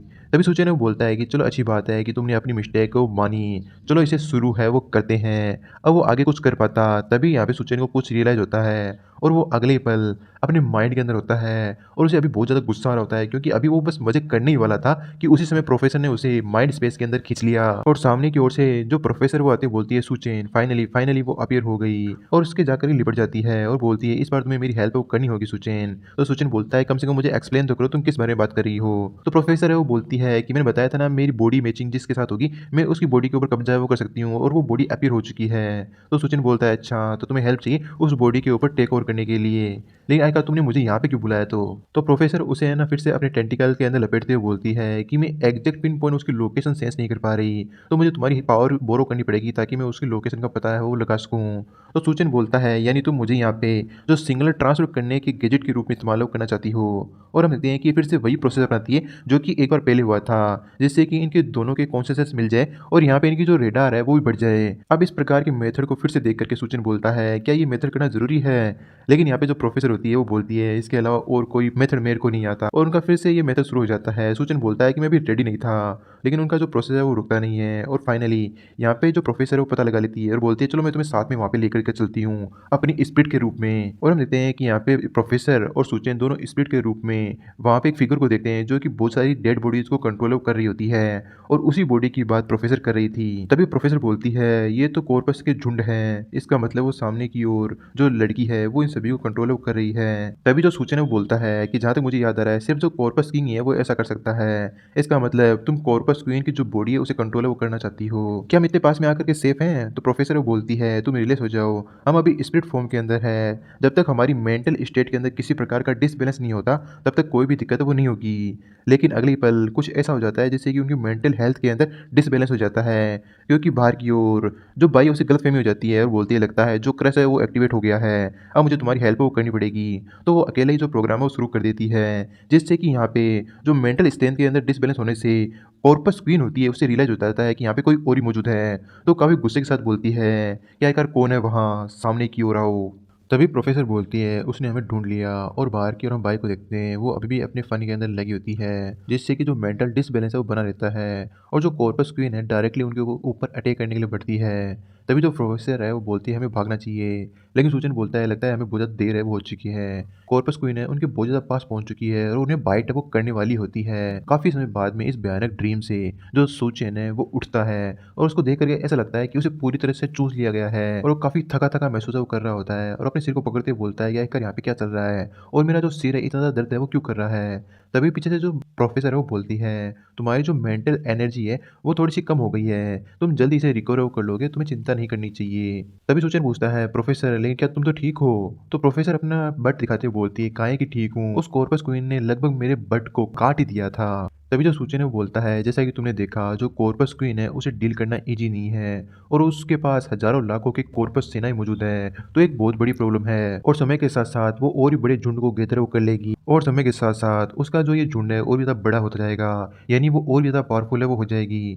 तो मैं अपनी जो लाइफ़ है इतनी ज़्यादा रिस्क के अंदर नहीं डाल सकता, सिर्फ़ तुम्हारी हेल्प करने के लिए। लेकिन अगर तुम मुझे ऐसी चीज़ ऑफ़र करो जिससे मुझे लगे कि मुझे अपनी लाइफ़ रिस्क के अंदर डालनी चाहिए।" तभी जो प्रोफ़ेसर है वो बोलती है कि ऐसी बात है तुम मेरी हेल्प वो करना चाहते हो, तो वो अपने घुटनों में आकर ये बोलती है कि मैं तुम्हारे सामने अपनी लॉयल्टी की कसम वो खाती हूँ और अब से मैं तुम्हें ही सर्व वो करूँगी। ये सुनने के बाद में जो सूचन है वो बोलता है कि आखिर तुम मेरे साथ किस प्रकार का मज़ाक वो कर रही हो? इस प्रकार के अपोकलिप्स वर्ल्ड के अंदर जो कुछ शब्द है वो मायने वो नहीं रखते। तो जो प्रोफ़ेसर है वो बोलती है, "तो आखिरकार मुझे क्या करना होगा जिससे कि तुम बिलीव वो करो?" तो सूचन है वो बोलता है कि जो तुम्हारा क्रिस्टल कोर है वो मुझे हैंड ओवर वो कर दो। तो प्रोफ़ेसर चौंकते हुए बोलती है कि तुम ये क्या बकवास बातें कर रहे हो? अगर मैंने अपना क्रिस्टल कोर तुम्हें दे दिया इसका मतलब तो ये हो गया कि मैंने अपनी लाइफ़ से गिव अप कर दिया। तो सूचन बोलता है कि ये तुम्हारी चॉइस है और तुम्हारा डिसीज़न। तो यहाँ पे प्रोफ़ेसर काफ़ी ज़्यादा फ्रस्ट्रेट होती है, लेकिन वो फाइनली बोलती है ठीक है मैं समझ गई और वो अपना जो क्रिस्टल कोर है वो निकालते हुए देती है कि तुम अपना प्रॉमिस है वो निभाओगे। तभी सूजन उस क्रिस्टल कोर को लेते हुए बोलता है, "तुम्हें इस बारे में चिंता वो नहीं करनी चाहिए। तुम मेरे लोगों में से आती हो। अब मैं पक्का तुम्हारी हेल्प वो करूँगा, चाहे कुछ भी क्यों ना हो जाए।" तभी तो प्रोफ़ेसर है वो बोलती है कि, "मैं भी यही उम्मीद करती हूँ। चलो सारा काम हो चुका है तो मैं वापस वो जा रही हूँ।" तो इस प्रकार का बिहेवियर देख कर के जो सूजन बोलता है, "आखिरकार तुम जो सर्वेंट है उसकी तरह बिहेवियर क्यों नहीं कर रही? आखिरकार तुम मुझे मास्टर कह कर के क्यों नहीं बुलाती?" और हम देखते हैं कि बिना ये कुछ सुने ही जो प्रोफ़ेसर है वो वापस वहाँ से डिसअपीयर हो जाती है और सूजन सोचता है कि चलो मुझे इसे माफ़ वो कर देना चाहिए। वैसे भी इसने मुझे क्रिस्टल कोर तो दे ही दिया है। और पास्ट लाइफ के अंदर जो कॉर्पस क्वीन है, एक बार बहुत बड़ी अपनी कॉर्पस की आर्मी को लेकर के एक पूरी सिटी के ऊपर अटैक कर दिया था और उस सिटी के अंदर वही बंदा सर्वाइव कर सकता था जो कॉर्पस क्वीन की शैडो के अंदर रहना एग्री करे। अगर मैं नहीं चाहता किसी और की छत्र छाया में रहना तो मुझे जल्द से जल्द इस कॉर्पस क्वीन से निपटना होगा। चाहे इसके लिए मुझे कितनी बड़ी कॉस्ट है वो क्यों ना चुकानी पड़े, मुझे फटाफट इसे डिफीट वो करना होगा। फिर हमारा जो सीन है वो शिफ्ट होता है बेस के बाहर की ओर जहाँ पे सूचिन अपनी गाड़ी लेकर ही निकल चुका होता है और बाहर खड़ी जो बाई है ये सब कुछ देख रही होती है। तभी जिया फेंग बोलता है कि कैप्टन बाई आखिरकार आप सूचिन के साथ में वो क्यों नहीं गई? तो बाई बोलती है आखिरकार मैं उन लोगों के साथ में क्यों जाऊँ? अभी भी बेस के अंदर बहुत सारा काम हैंडल करने को पड़ा है और वो मन ही मन सोचती है कि मैं अभी बहुत ज़्यादा वीक हूँ, मैं उसकी हेल्प वो नहीं कर सकती। लेकिन एक दिन आएगा जब मैं उसे कैचअप वो कर लूँगी और उस समय में जाकर के उसकी हेल्प वो करूँगी। और हम देखते हैं नाइट के अंदर हमारा जो सीन है वो शिफ्ट होता है एक पेट्रोल पंप के ऊपर। आनिया और यून बैठे होते हैं आग जला करके। तभी जो यून है वो बोलती है कि सिस्टर आनिया मैंने माना कि ये एपोकलिप्स चल रहा है, लेकिन एक गैस स्टेशन के ऊपर आग जला कर के बैठना क्या डेंजरस नहीं है? ये सुनने के बाद में जो आनिया वो बोलती है कि अगर ऐसी बात है तो तुम ऐसा क्यों नहीं करती? इस गैस स्टेशन को छोड़ करके बाहर क्यों चली जाओ? तो यून है वो बोलती है कि मैं अभी भी रिकवर वो हुई हूँ और फिर से अपने आप को गीला कर करके बीमार वो नहीं करना चाहती। लेकिन सिस्टर आनिया आखिरकार जो सूचन है वो कहाँ पर गया है, वो भी इतने खराब वेदर के अंदर। तो आनिया वो बोलती है कि जो एपोकलिप्स है उसके अंदर जो फ्यूल है वो मिलना बहुत ज़्यादा मुश्किल हो चुका है, तो वो इसकी सप्लाई को ढूँढने के लिए गया है और वो जल्दी वापस आ जाएगा। तभी हम देखते हैं उन लोगों के पास में एक ओल्ड मैन आता है धीरे-धीरे, तो वो लोग भी उन्हें देखने लगते हैं कि आखिर वो बंदा क्या कर रहा है। तो हम देखते हैं वो उस ओल्ड मैन की बॉडी के ऊपर जगह-जगह पे आइस जमी होती है और वो ठंडे के कारण कँपकँपा रहा होता है और बोलता है कि यहाँ पे बहुत ज़्यादा ठंड है, मैं जम रहा हूँ। तो यून बोलती है ओल्ड मैन आखिर तुम्हारी बॉडी के ऊपर ये आइस कहाँ से आई? और हम देखते हैं वो ओल्ड मैन सीधा उस फायर के ऊपर जंप वो मार देता है। ये देख कर के वो दोनों ही लड़कियाँ काफ़ी ज़्यादा सरप्राइज़ होती है कि आखिर ये बंदा इस फायर के ऊपर जंप वो क्यों मारा? इसे तो मारा जाएगा। जैसे-जैसे उस ओल्ड मैन की बॉडी यहाँ पे जलने लगती है, तो वहाँ पे किसी प्रकार का स्मोक वो निकलने लगता है। ये देख कर के आन्या समझ जाती है और बोलती है फटाफट से अपनी नाक वो कर लो। ये जो धुआँ है तुम्हारी नाक के अंदर नहीं जाना चाहिए। और कुछ समय बाद में हम देखते हैं कि काफ़ी सारे बंदे वहाँ पे आते हुए बोलते हैं, बॉस ये ट्रिक तो हमेशा ही काम वो करती है, कभी भी फेल वो नहीं होती। तो उनका बॉस वो बोलता है, देखो सही इस बार तो यहाँ पे 2 लड़कियाँ हैं, मुझे नहीं पता था सिर्फ़ 2 लड़कियाँ ही हैं, वरना मैं उस ओल्ड आदमी को इस प्रकार से पॉइज़न का यूज़ करने के लिए कभी भी वो नहीं कहता। तभी जो आन्या पूछती है कि आखिर तुम लोग कौन हो? तो उनका जो बॉस है वो बोलता है, लिटिल मिस आप तो बहुत ज़्यादा दिखने में प्रिटी हैं, एक बार हम लोग तुम्हारे साथ मज़े वो कर लेंगे, फिर हम लोग तुम्हें जो न्यू वर्ल्ड बेस है उसके अंदर भेज देंगे। एक और बंदा है वो बोलता है कि मैं तुम्हें गारंटी देता हूँ कि तुम हमसे भीख माँगोगी कि हमें और भी ज़्यादा दो। तुम जितना मत करो, इस चीज़ के अंदर तुम्हें भी बहुत ज़्यादा मज़ा है वो आने वाला है। तो हम देखते हैं कि आन्या अपने पास से गन निकाल लेती है और बोलती है दूर रहो। तो उनका जो लीडर है वो बोलता है एक गन, वो भी एक एबिलिटी यूज़र के सामने एक टॉय के बराबर है। लेकिन जैसे ही आन्या उस गन को चलाती है, वो स्टक हो जाती है और चलती नहीं है। तभी यूने वो बोलती है कि मैं सजेस्ट कर रही हूँ कि तुम लोग यहाँ से निकल जाओ। अगर एक बार सूचन यहाँ पे आ गया तो तुम लोग मारे वो जाओगे। ये सुनने के बाद में वो बॉस अब बोलता है, वही बंदा ना जो अभी-अभी यहाँ से निकल के गया, उस बंदे को पहले ही मार्क्ड है वो कर लिया गया है। अगर वो क्रेज़ी वूमेन किसी को भी अपना टारगेट वो बना लेती है, तो अगले दिन का सूरज वो नहीं देख पाता।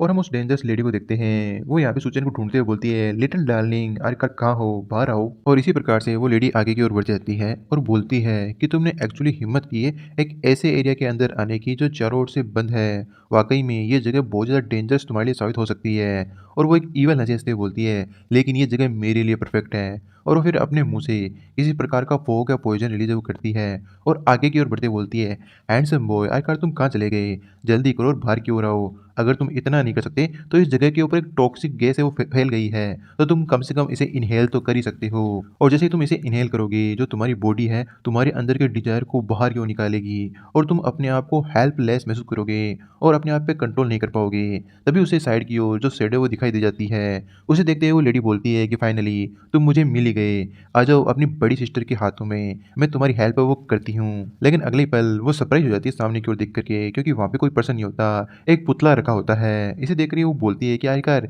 ये यहाँ पे कैसे आया? क्या मुझे ट्रिक किया गया है? पीछे की ओर से सूचे निकल के आता है और उससे पूछता है कि आखिरकार तुम हो कौन? तभी वो लेडी अपने पास से वेपन के द्वारा अटैक करते हुए बोलती है, बास्टर्ड आखिरकार तुम्हारी हिम्मत कैसे हुई मुझे ट्रिक वो करने की? लेकिन सूचन बड़ी आराम से उसके वेपन को अपने एक हाथ से पकड़ लेता है और इस वेपन को देख करके वो बोलता है, क्या किसी एक्सपर्ट जो फोर्जर है उसने इस वेपन को बनाया है क्या?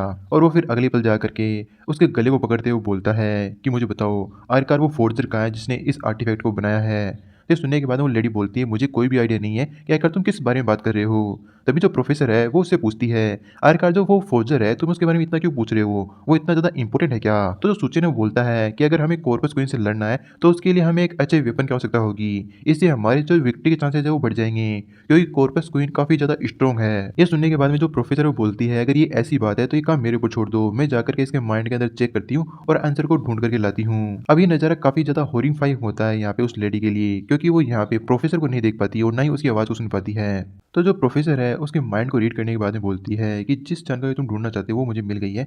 वो बंदा न्यू वर्ल्ड बेस से बिलोंग करता है और इससे ज़्यादा कोई जानकारी अवेलेबल है वो नहीं है। तभी वो लेडी अपने घुटनों पे आते हुए बोलती है, प्लीज़ प्लीज़ प्लीज़ मुझे मत मारना, मुझे पता है तुमने मेरा जो ब्रेन है उसे ट्रैप कर लिया है।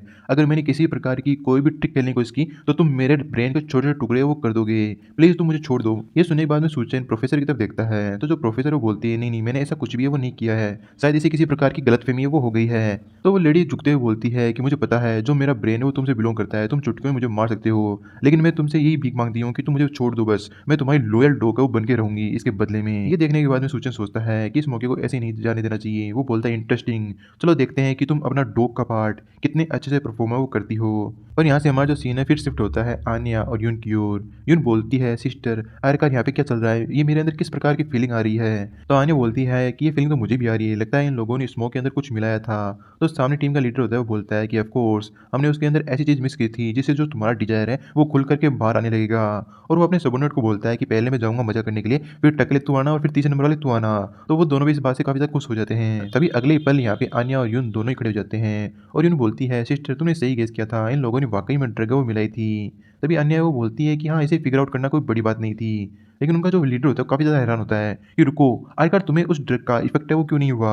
तभी जो यून है वो बोलती है, मुझे माफ़ कर देना, लेकिन मुझे लगता है जो पॉइज़न तुमने वहाँ पे डाला था वो एबिलिटी यूज़र के ऊपर काम वो नहीं करता। ये सुनते ही वो अपने सबोर्डिनेट को ऑर्डर देता है कि फटाफट से अपने वेपन है वो उठा लो, ये लोग भी एबिलिटी यूज़र हैं। और वो फटाफट से है ना अपनी-अपनी पोज़ीशन है वो ले लेते हैं और तीनों ओर से उन्हें घेर लेते हैं। और उनके हाथ के वेपन किसी पानी वाली जो पिचकारी होती है उसके लग रहे होते हैं। इसे देख कर के यून बोलती है, क्या तुम इस वाटर गन से हमें मारने वाले हो? तो जो टकला बंदा है वो बोलता है, ये एक हाई प्रेशर वाटर कैनन है, तुम्हें नहीं पता ये किस प्रकार से काम वो करेगी।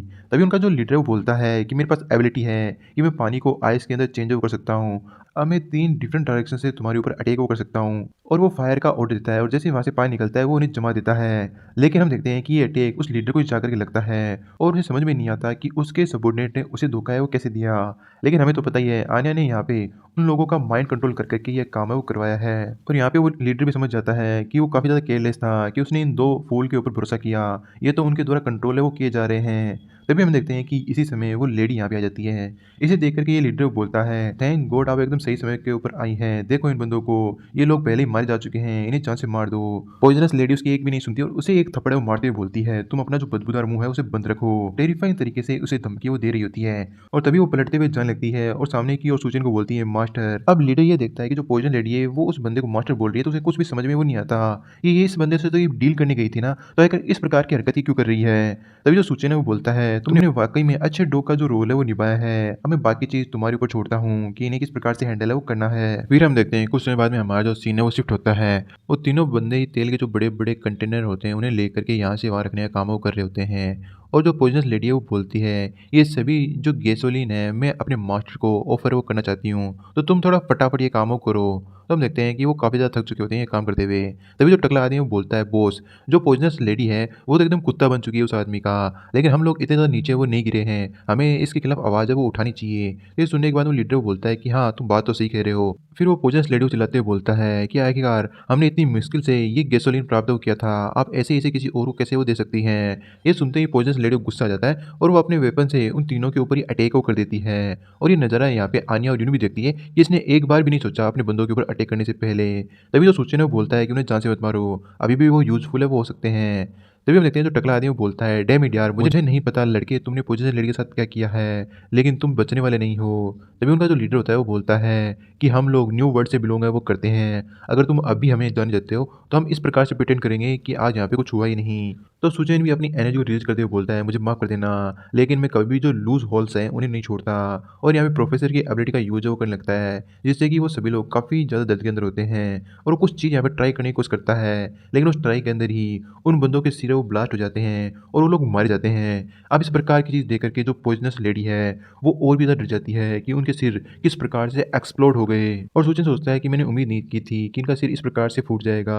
पहले जब प्रोफ़ेसर पॉइज़नस लेडी के माइंड के अंदर गई थी, तो उन्हें ब्रेन के अंदर एक कीड़ा दिखा था जो कि मरा हुआ था और वही सेम कीड़े इन तीनों की बॉडी के अंदर थे। तो मैंने जब इन्हें मारने की कोशिश की तो इनके सिर ब्लास्ट हो गए। प्रोफ़ेसर के अकॉर्डिंग जो पॉइज़नस लेडी के ब्रेन के अंदर कीड़ा था, वो शायद उस टॉक्सिक से मारा गया जो पॉइज़नस लेडी के बॉडी के अंदर अवेलेबल है। इसका मतलब तो यही हुआ जो न्यू वर्ल्ड बेस है, वहाँ का जो लीडर या कोई बंदा इन कीड़ों को इनके माइंड में डाल करके इन्हें कंट्रोल वो करता है। अगर इस कीड़े को मार दिया जाए तो उनके माइंड है वो ब्लास्ट हो जाते हैं। मुझे कोई ना कोई क्योर है वो ढूँढना होगा जिससे कि आन्या और यून इससे इम्यून है वो रह सकें। नहीं ये बात एक प्रॉब्लमैटिक बन सकती है मेरे लिए।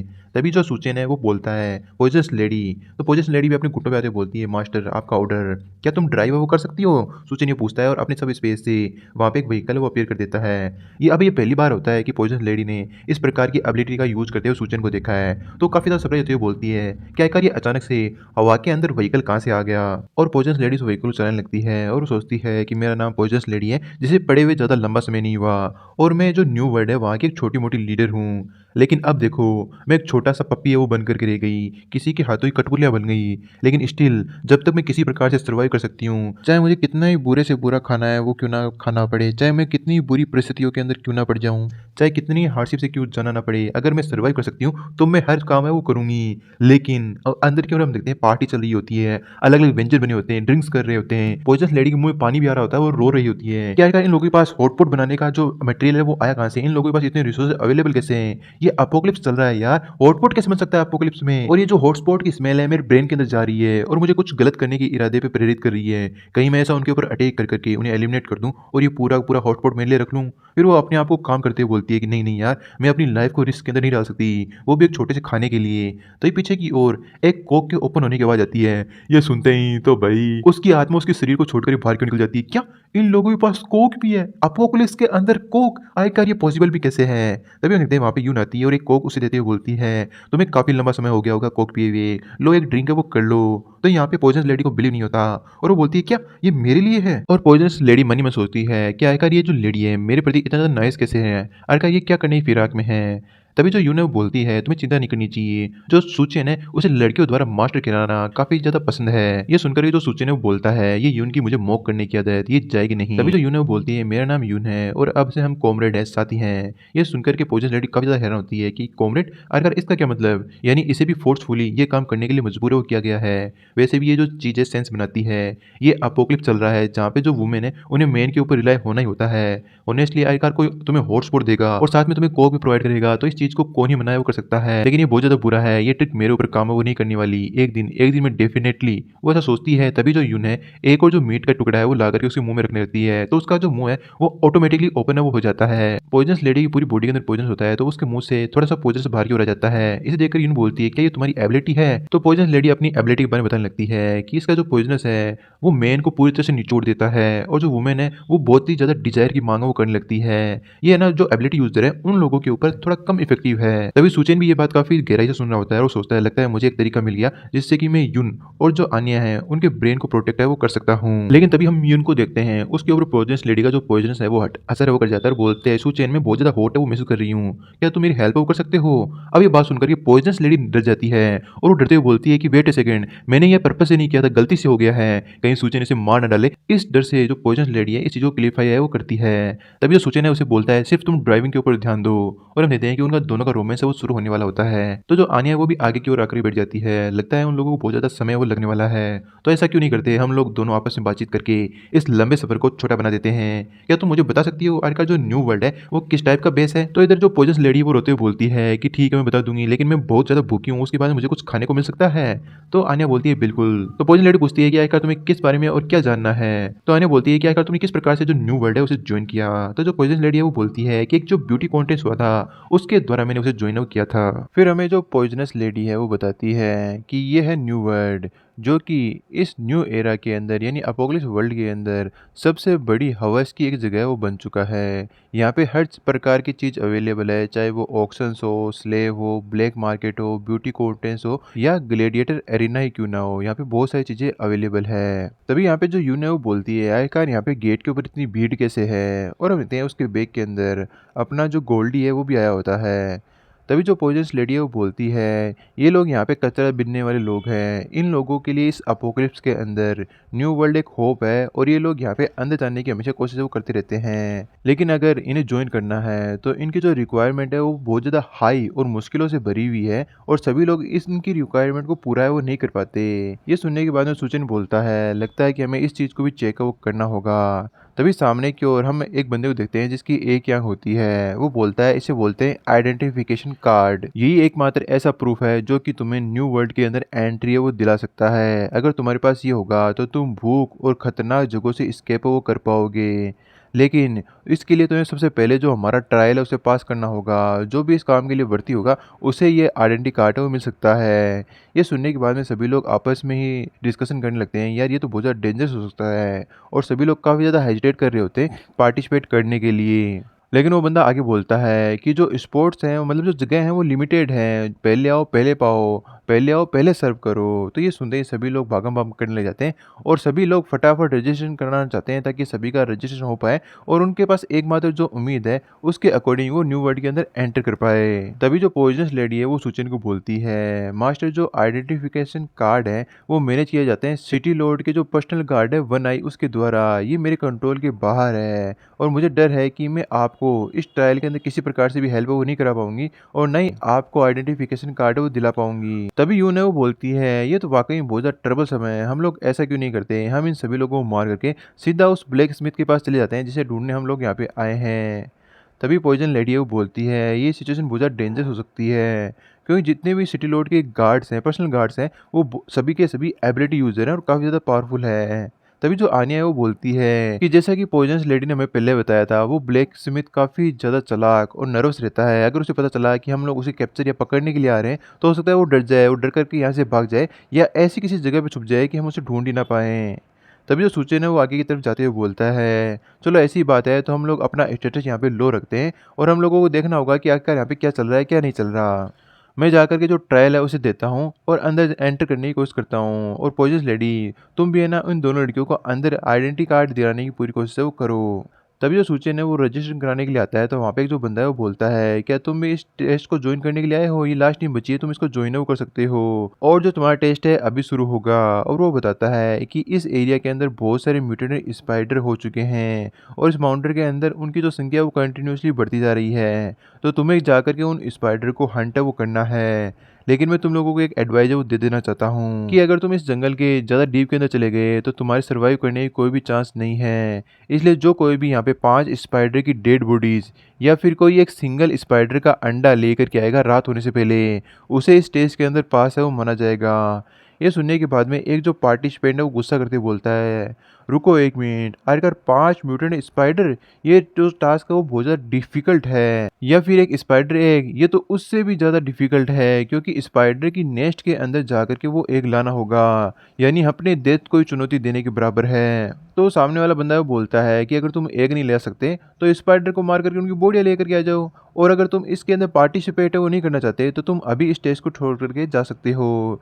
लेकिन तुम्हें इस एरिया से होकर के जाना होगा जहाँ पर अकेला जाना बिल्कुल भी सेफ नहीं है। यहाँ पे इस प्रकार के क्रिएचर हैं जो कि इंसानों की हड्डियों तक को गला देते हैं। और ये कहते हुए वो बंदा वहाँ चला जाता है क्योंकि उसने टास्क दे दिया होता है। तभी टीम के बाकी सदस्य होते हैं, उनका एक जो बॉस टाइप का बंदा होता है वो बोलता है, हे बच्चे, तो आखिरकार हमारी ये लास्ट टीम है तो तुम हमें फॉलो है वो क्यों नहीं करते?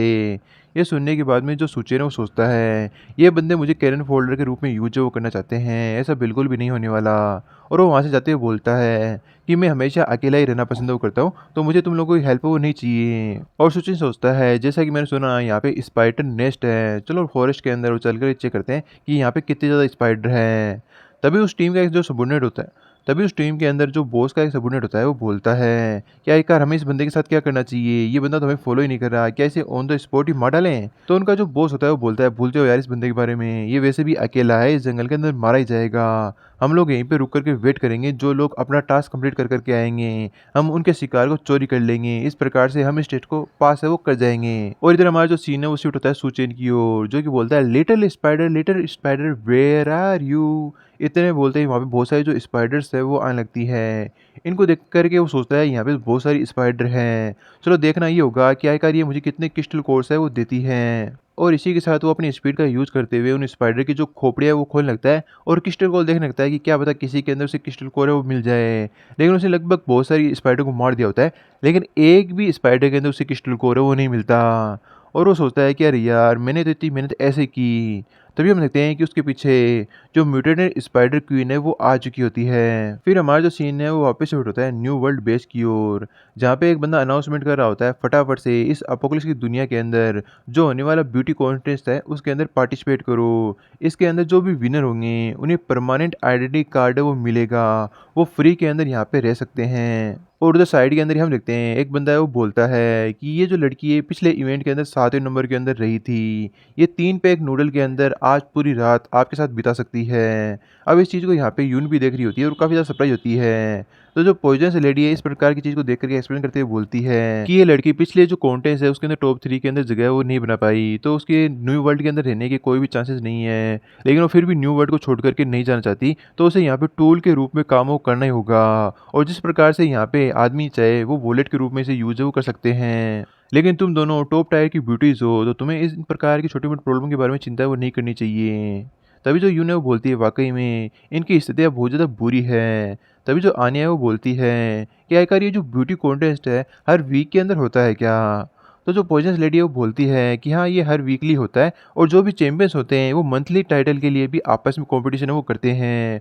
कुछ वुमेन इस तरीके को रिफ्यूज है वो कर देती है, तो उनके पास एक ही ऑप्शन बताया है, वो होता है ग्लैडिएटर एरिना। उसके अंदर जीत करके जो आइडेंटिटी कार्ड है उसे प्राप्त वो किया जा सकता है। चाहे ये तरीका हो चाहे दूसरा तरीका हो, हर तरीका ही बेकार है। ये ऐसी जगह है कि तुम्हारी लास्ट वैल्यू तक तुम्हें निचोड़ करके वो रख देगा। यहाँ पे लगभग सभी वुमेन है वो खाने के लिए और सेफ्टी के लिए यहाँ पे रहना पसंद वो करती है, लेकिन उनके उनके साथ जो व्यवहार वो किया जाता है वो बहुत ज़्यादा बुरा है। लेकिन बाहर की अपेक्षा अंदर की दुनिया 100 गुना बेटर है। चलो चलते हैं, तुम चल करके अपने जो क्लॉथ है उन्हें चेक कर लो और फिर जैसे चेंज कर लो बाहर की ओर आ जाना।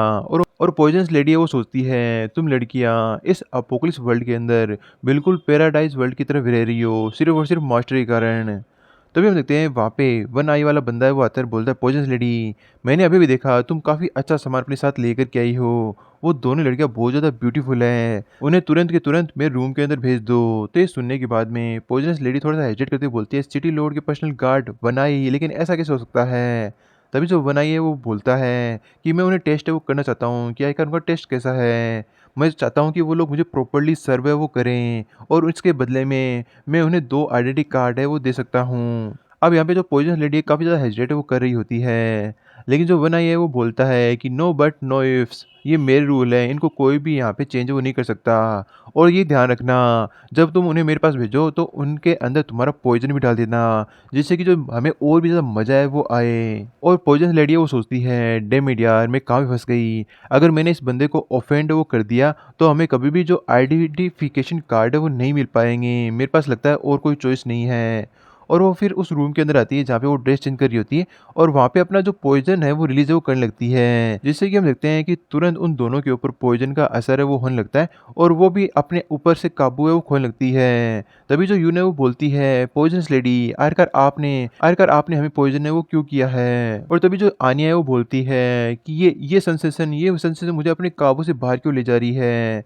तभी जो पॉइज़नस लेडी है वो बोलती है मुझे माफ़ कर देना, लेकिन मेरे पास और कोई तरीका नहीं था। तुम्हें बस कुछ समय तक अपने आप को सँभाल कर के वो रखना है। लेकिन हम देखते हैं कि वो इस पॉइज़न के पूरी तरह से असर में आ चुकी होती हैं। अपने आप को होल्ड बैक करने की कोशिश तो कर रही होती है, लेकिन वो ज़्यादा लंबे समय तक अपने आप को होल्ड बैक वो नहीं कर पा रही। फिर यहाँ से हमारा जो सीन है वो शिफ्ट होता है वन आई और उसके साथ एक और सबॉर्डिनेट की ओर। और वो दूसरा बंदा है वो बोलता है बिग ब्रदर आप तो वाक़ई बहुत ज़्यादा फ़ास्ट हैं। आपने इस बार जो काम किया है वो मेरी एक्सपेक्टेशन के भी बाहर था। मैंने कभी भी ये नहीं सोचा था आप इस प्रकार की ब्यूटी को मेरे साथ शेयर वो करेंगे। वाक़ई में आप काफ़ी ज़्यादा लाजवाब हैं। तो वन आई है वो बोलता है वैसे भी हम लोग रियल ब्रदर हैं। इस प्रकार की जो ब्यूटी है वो रियल वर्ल्ड के अंदर भी है, यानी अपोकलिप्स से पहले भी मिलना बहुत ज़्यादा रेयर थी और हमें इस प्रकार के अपोकलिप्स में ऐसा मौका मिल रहा है तो वाक़ई में ये चीज़ शानदार है। तभी जो दूसरा बंदा है वो बोलता है कि मैंने भी कभी एक्सपेक्ट है वो नहीं किया था। मुझे इस प्रकार की चीज़ को अनुभव करने का मौका वो मिलेगा, लेकिन आखिर उन्हें इतना समय वो क्यों लग रहा है? तो जो वन आई है वो बोलता है रिलैक्स हो जाओ यार, अभी भी पॉइज़न लेडी उन्हें ड्रैग वो कर रही होगी। तभी हम देखते हैं उस रूम के अंदर यून और आन्या वो आ जाते हैं, जो कि काफ़ी ज़्यादा ब्यूटीफुल लग रही होती है। इन्हें देख कर के जो वन आई है वो बोलता है क्लियरली इन्हें देखने से लग रहा है जो पॉइज़नस लेडी है उनके पॉइज़न का असर इनके ऊपर हो रहा है। लेकिन मैं वेट नहीं कर सकता, मुझे मज़े तुरंत करने हैं। तभी जो दूसरा बंदा है वो बोलता है कि ये दोनों ही ब्यूटीज़ काफ़ी ज़्यादा टॉप टायर की हैं। बड़े भाई आप पहले जाइए और एक सेलेक्ट कर लीजिए। तो ये सुनने के बाद में वन आई है वो बोलता है कि अगर ऐसी ही बात है तो ये लंबे बालों वाली मेरी, ये बिल्कुल ही मेरे टाइप की है और जैसी मेरे को चाहिए वैसी ही है। तभी जो दूसरा बंदा है वो बोलता है कि बड़े भाई ये मेरा पहली बार है कि मैं इतनी क्यूट बेब्स के साथ है ना करने वाला हूँ। तभी जो वन आई है वो बोलता है कि इस चीज़ के लिए हमें पॉइज़न लेडी का शुक्रिया वो करना चाहिए। मुझे लगता है कि उसे मैं बाद में एक बहुत ही बड़ा रिवार्ड है वो दूँगा। और हम देखते हैं कि वो अपना प्रोग्राम चालू करने वाले होते हैं, तो हमें रियलिटी का पता चलता है कि एक्चुअली वो लोग यहाँ पे इल्यूज़न को देख रहे होते हैं और एक-दूसरे के अंदर लड़कियों को देख रहे होते हैं, जबकि वो एक-दूसरे के साथ इस प्रकार की हरकतें वो कर रहे होते हैं। और वो सोचते हैं कि वाक़ई में इस प्रकार का एहसास ज़िंदगी में पहली बार हो रहा है। इसके लिए तो जितने भी पैसे खर्च कर दो उतना ही कम है। और यहाँ पे आन्या ने अपनी जो माइंड एबिलिटी है उसका यूज़ है वो किया होता है और वो बोलती है कि इन 2 कीड़ों को हैंडल करना तो बड़ा ही ज़्यादा आसान था। तभी जो पोजेस लेडी है वो बोलती है, "आन्या तुम्हारा जो तरीका है वो काफ़ी ज़्यादा ब्रूटल है।" तभी जो यून है वो फिर से बोलती है कि तुमने इन लोगों के कारण ही हमें पॉइज़न है वो किया, जिसके कारण हमें इस प्रकार के सिचुएशन के अंदर सफ़र वो करना पड़ रहा है। तभी जो यहाँ पे थोड़ी नर्वस होते हुए पॉइज़न लेडी है वो बोलती है, "ऑफ़ कोर्स नॉट। जो मास्टर उन्होंने बोला था कि मेरे पॉइज़न जो है ना इस प्रकार की पावर देते हैं, जिससे कि जो दिमाग के कीड़े हैं वो एंटर नहीं हो पाते या फिर वो ज़िंदा नहीं रह पाते। तो ये तुम लोगों की भलाई के लिए था, इसलिए मैंने तुम लोगों को इस प्रकार का पॉइज़न वो दिया।" तो जो आन्या है वो अपनी बॉडी को कँपकँपाते हुए देखते हुए बोलती है, "तो जब तक हम लोग इस प्रकार की जगह पे रहेंगे और अपने ब्रेन को बचाने के लिए तुम्हारे पॉइज़न के इफ़ेक्ट में रहना पड़ेगा क्या?"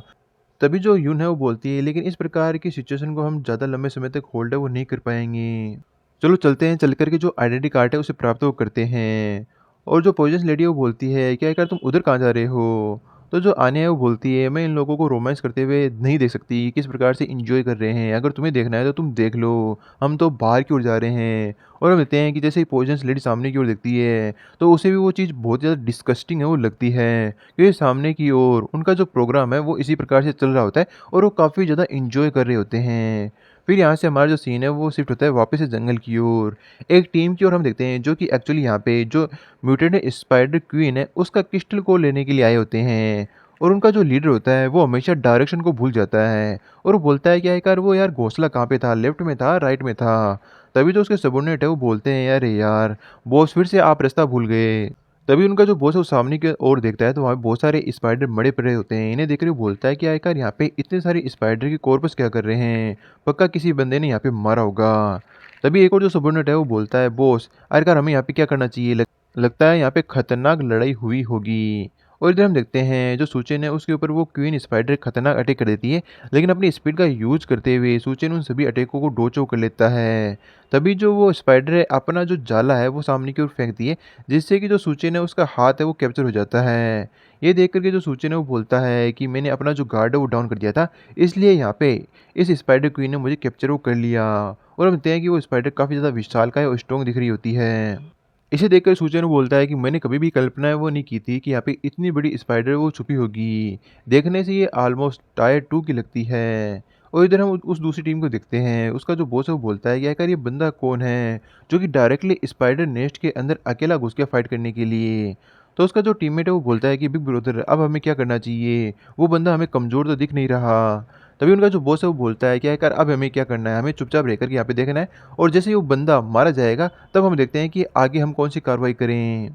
तभी हम देखते हैं जो सूचन होता है अपनी एबिलिटी का यूज़ करते हुए उस मकड़ी के जाड़े को अपने हाथ से आराम से तोड़ देता है और उस मकड़ी को अपनी ओर खींचते हुए घसीट करके ले जाने लगता है और एक खतरनाक पंच उसके चेहरे पे मारता है और एक ही पंच के अंदर वो मकड़ी वहाँ पे डिस्ट्रॉय हो जाती है। ये देख करके वो बॉस काफ़ी ज़्यादा सरप्राइज होता है कि इतनी बड़ी स्पाइडर को इस बंदे ने एक पंच के अंदर ही मार डाला। लगता है कि हमें हमारा यहाँ पे जो क्रिस्टल कोर प्राप्त करने का तरीका है वो चेंज करना होगा। और अगले ही पल हम देखते हैं सरप्राइजिंगली जो सिचुएशन पूरी तरह से चेंज है वो हो जाती है। यहाँ पे उनके बॉस को ये चेन से पकड़ लिया जाता है और उसके गर्दन के ऊपर जो तलवारें हैं वो रख दी जाती है। और वो उनके जो सबॉर्डिनेट है वो बोलते हैं कि हम लोग यहाँ पे तैयार हो चुके हैं। तभी जो उनका बॉस है वो बोलता है वाकई में यार ये जो ब्लेड है काफ़ी ज़्यादा शार्प है, तुम लोगों ने इसे काफ़ी अच्छे से धार वो दी है, तुम लोग इस चीज़ के अंदर दिन ब दिन काफ़ी ज़्यादा स्किलफुल है वो होते जा रहे हो। तभी उनके जो सबॉर्डिनेट है वो बोलते हैं कि अगर हमने इस प्रकार की ट्रिक को कितनी बार यूज़ किया है तो हम स्किलफुल तो होना बिल्कुल ही आसान काम है। ये हमारा फुल प्रूफ प्लान है। और उनका जो बॉस सुचेन की तरफ देखते हुए बोलता है बच्चे तुम वेट करो, अब समय आ चुका है तुम्हें मेरी पावर को विटनेस करने का। और यहाँ पे हम देखते हैं सुचेन को क्रिस्टल कोर है वो मिल चुका होता है। तभी हम उस बॉस को देखते हैं वो अपनी पोजीशन स्वैप कर देता है, जिससे कि जो सुचेन जहाँ पे खड़ा होता है वो वहाँ से गायब होने लगता है और जहाँ पे बॉस था वहाँ पे सुचेन आ जाता है जंजीरों के अंदर झगड़ा हुआ और उसकी गर्दन के ऊपर जो तलवार है वो लटकी हुई। और इधर हम देखते हैं जहाँ पे सुचेन था वहाँ पे वो बॉस आ जाता है और उसके हाथ के अंदर वो क्रिस्टल आ जाता है स्पाइडर क्वीन का। और यहाँ पे बॉस काफ़ी ज़्यादा खुश होता है कि उसने फाइनली जो क्रिस्टल कोर है उसे सिक्योर है वो कर लिया। और जो सुचेन होता है वो बोलता है कि ये तो पोजीशन स्वेप की टेक्निक है, वाकई में ये काफ़ी ज़्यादा रियल एबिलिटी है। तुम लोगों ने पहले से ही इस प्रकार की स्ट्रॉन्ग आयरन चेन का भी यूज कर लिया। वाकई में जिस प्रकार से मैं देख पा रहा हूँ तुम लोग बहुत ही बड़े स्कैमर होंगे जो कि इस प्रकार से लोगों को कंटिन्यूअसली ट्रिक वो करते हो। तभी उनका जो बॉस है वो बोलता है कि अरे यार तुम यहाँ पे चारा होकर के भी बहुत बड़ी बड़ी बातें वो करते हो। तभी जो सुचेन है वो बोलता है कि यहाँ पे प्रे मैं नहीं हूँ, मैं यहाँ पे हंटर हूँ। कभी कभार एक्सपीरियंस जो हंटर होता है उसे भी उसका जो शिकार है वो मार डालता है, आज वही तुम्हारे साथ होने वाला है। ये सुनने के बाद में जो बॉस होता है वो बोलता है लगता है ये बंदा बहुत बड़ी बड़ी बातें कर रहा है, इसे मार डालो। ये कहते हैं वो सभी लोग अपने वेपन से एक साथ जो सुचेन है उसके ऊपर अटैक वो कर देते हैं, लेकिन उनके जितने भी वेपन होते हैं वो टूट जाते हैं। ये देख कर वो सभी लोग काफ़ी ज़्यादा सरप्राइज होते हैं कि हमारी जो ब्लेडें इतनी शार्प की गई थी एक ही अटैक के अंदर टूट कैसे गई, पक्का ये बंदे में ही कुछ गड़बड़ है। आखिरकार इसकी जो स्किन है वो इतनी ज़्यादा हार्ड है तो इसके नीचे के पार्ट का क्या क्या वो भी इतना ही हार्ड है वो होगा। तभी जो बॉस है वो बोलता है कि अब तुम लोग मुझे ये मत कहना ये बंदा टायर 2 का इंसान है। अब मुझे सारी चीज़ें सच समझ में आ रही है कि इस बात के अंदर कोई भी डाउट नहीं है कि इसने उस म्यूटेंट ने स्पाइडर को इतनी ईजिली कैसे मार डाला। चलो ये अच्छी बात है कि इसे हम लोगों ने पहले ही चेन में वो बांध दिया था, ये अब हमारे ऊपर अटैक है वो नहीं कर पाएगा। वो आगे कुछ बोलता है उससे पहले ही जो सूच चेन है उन सभी चेनों को तोड़े वो देता है। तभी जो बॉस है वो भागते हुए बोलता है सभी लोग अलग अलग दिशा के अंदर हो जाओ और तुरंत यहाँ से भागो। ये कहते हैं जो सभी लोग होते हैं अलग अलग डायरेक्शन के अंदर भागने वो लगते हैं। और इधर हम देखते हैं जो सूचेन होता है वो बोलता है कि तुम लोग सोचते हो यहाँ से भागने का, लेकिन ये तुम लोगों के लिए ईजी है वो नहीं होने वाला। और हम देखते हैं जो बॉस होता है एक साइड में भागते हुए सोचता है कि तो क्या हो गया तुम टायर 2 के हो तो मुझे भी कुछ क्रिस्टल जो कोर हैं उन्हें ऑब्जर्व वो करना है और मैं भी जल्दी अपना लेवल अप वो कर लूँगा। तभी हम देखते हैं जो सूचन होता है उसके पीछे जाता है और बोलता है कि मुझे मेरा जो क्रिस्टल को जो है वो वापस दो। तभी जो बॉस है वो फिर से करता है पोजीशन स्वैप, जिससे वो कहीं अपनी और जो सबॉर्डिनेट है उसकी जगह टेलीपोर्ट है वो हो जाता है और उसका जो सबॉर्डिनेट है वो इसकी जगह पे टेलीपोर्ट है वो हो जाता है। और वो सोचता है यार ये तो बहुत ज़्यादा क्लोज था। चलो ये अच्छी बात है कि मेरी जो पावर है उन्होंने मुझे बचा लिया। लेकिन मैं इस गरेज को हमेशा याद है वो रखूँगा और एक दिन पक्का मैं बदला लेने के लिए आऊँगा और उस दिन मैं तुम्हें जान से वो मार डालूँगा। और इधर हम देखते हैं उस सबॉर्डिनेट को, वो एक ही अटैक के अंदर मर जाता है और जो सूचन है वो बोलता है कि तुम इस एबिलिटी को अपने खुद के अलाई के ऊपर यूज़ जो कर रहे हो। ये चीज़ तो काफ़ी ज़्यादा इंटरेस्टिंग है। इसका मतलब तो इतना ही है कि मुझे सिर्फ तुम्हें ढूँढना है, उसके बाद जितने भी तुम्हारे ग्रुप के मेंबर होंगे वो ऑलरेडी मुझे मिल जाएँगे। और वो वहाँ पे अपनी जो साइकोलॉजिक सेंस होता है उसका यूज़ करते हुए आस-पास के सराउंडिंग के अंदर जहाँ पर भी उसके बंदे होते हैं उन्हें ढूँढने वो लग जाता है। इधर जो बॉस होता है वो कंटिन्यूअसली भाग रहा होता है, लेकिन वहाँ पे तुरंत जो सूचन है वो आते हुए बोलता है कि हैकर तुम कहाँ पे भाग रहे हो? अभी तक तो मुझे तुम्हारे हर एक ग्रुप के बंदे को जान से वो मारना बाकी है। और हम देखते हैं सूचन फिर से पीछे से आता है और एक और अटैक उसके ऊपर करने वाला होता है। उससे पहले ही वो बंदा पोजीशन स्वैप एबिलिटी को यूज़ वो कर लेता है और अपने सबॉर्डिनेट की जगह टेलीपोर्ट हो जाता है और वो इस बार फिर से बाल-बाल बचता है और वो काफ़ी ज़्यादा हाँफ रहा होता है और सोचता है डैम इट यार! वो इतनी जल्दी मुझे बार-बार कैसे ढूँढ ले रहा है? मुझे इमीडिएटली यहाँ से बाहर वो निकलना होगा। लेकिन जैसे कि उसकी हैबिट है, वो डायरेक्शन को भूल जाता है, तो उसे समझ में नहीं आता है कि उसे किस ओर जाना है। वो सोचता है कि चलो मैं सीधा ना की सीधा मैं आगे की ओर दौड़ते हुए जाता हूँ, कहीं न कहीं तो मैं बाहर की ओर निकलूँगा ही, क्योंकि मुझे फटाफट यहाँ से बाहर की ओर निकलना होगा। और इधर हम सूचन को देखते हैं, वो सोचता है कि चलो 2 बंदों को तो मैंने टेक डाउन कर दिया, लेकिन प्रॉब्लम की बात ये है कि वो बंदा कुछ ज़्यादा ही फास्ट वो भाग रहा है। अगर वो यहाँ से एस्केप कर जाता है, तो ये चीज़ मेरे लिए प्रॉब्लमेटिक है वो हो सकती है। फिर जो सूचन अपनी एबिलिटी को यूज़ करने वाला ही होता है, तभी वो सामने की ओर देखता है कि वही बॉस उसकी तरफ भागते हुए आ रहा होता है और बड़बड़ा रहा होता है, तुम बास्ट कहीं के, तुम हर बार मेरे पीछे से स्नीक अटैक है वो करते हो। इस बार मैं पीछे की ओर देखते हुए भागूँगा कि आखिर तुम मेरे ऊपर किस प्रकार से अटैक है वो करते हो। और एक बार जब मैं स्ट्रॉन्ग हो गया तो मैं बदला लेने आऊँगा। जैसे वो सामने की ओर देखता है, वो कि सामने जो सूचन खड़ा है, तो वो अचानक से अपने ब्रेक को वो लगाता है क्योंकि काफ़ी तेज़ रफ़्तार से वो जा रहा होता है और वो काफ़ी ज़्यादा परेशान होते हुए पूछता है कि आखिर तुम बार-बार मुझे ढूँढ कैसे रहे हो? तो सूचन एक स्माइल देते हुए बोलता है, अगर मैं तुम्हें ये बात बताऊँ तो तुम बिलीव नहीं करोगे। इस बार मैंने तुम्हें नहीं, तुमने मुझे ढूँढा है। तो वो से वो बोलता है, इसका मतलब मैं तो डायरेक्टली आकर के जो ट्रैप है उसके अंदर कूद गया। चलो कोई बात नहीं, फिर भी तुम मुझे मार तो है वो नहीं पाओगे।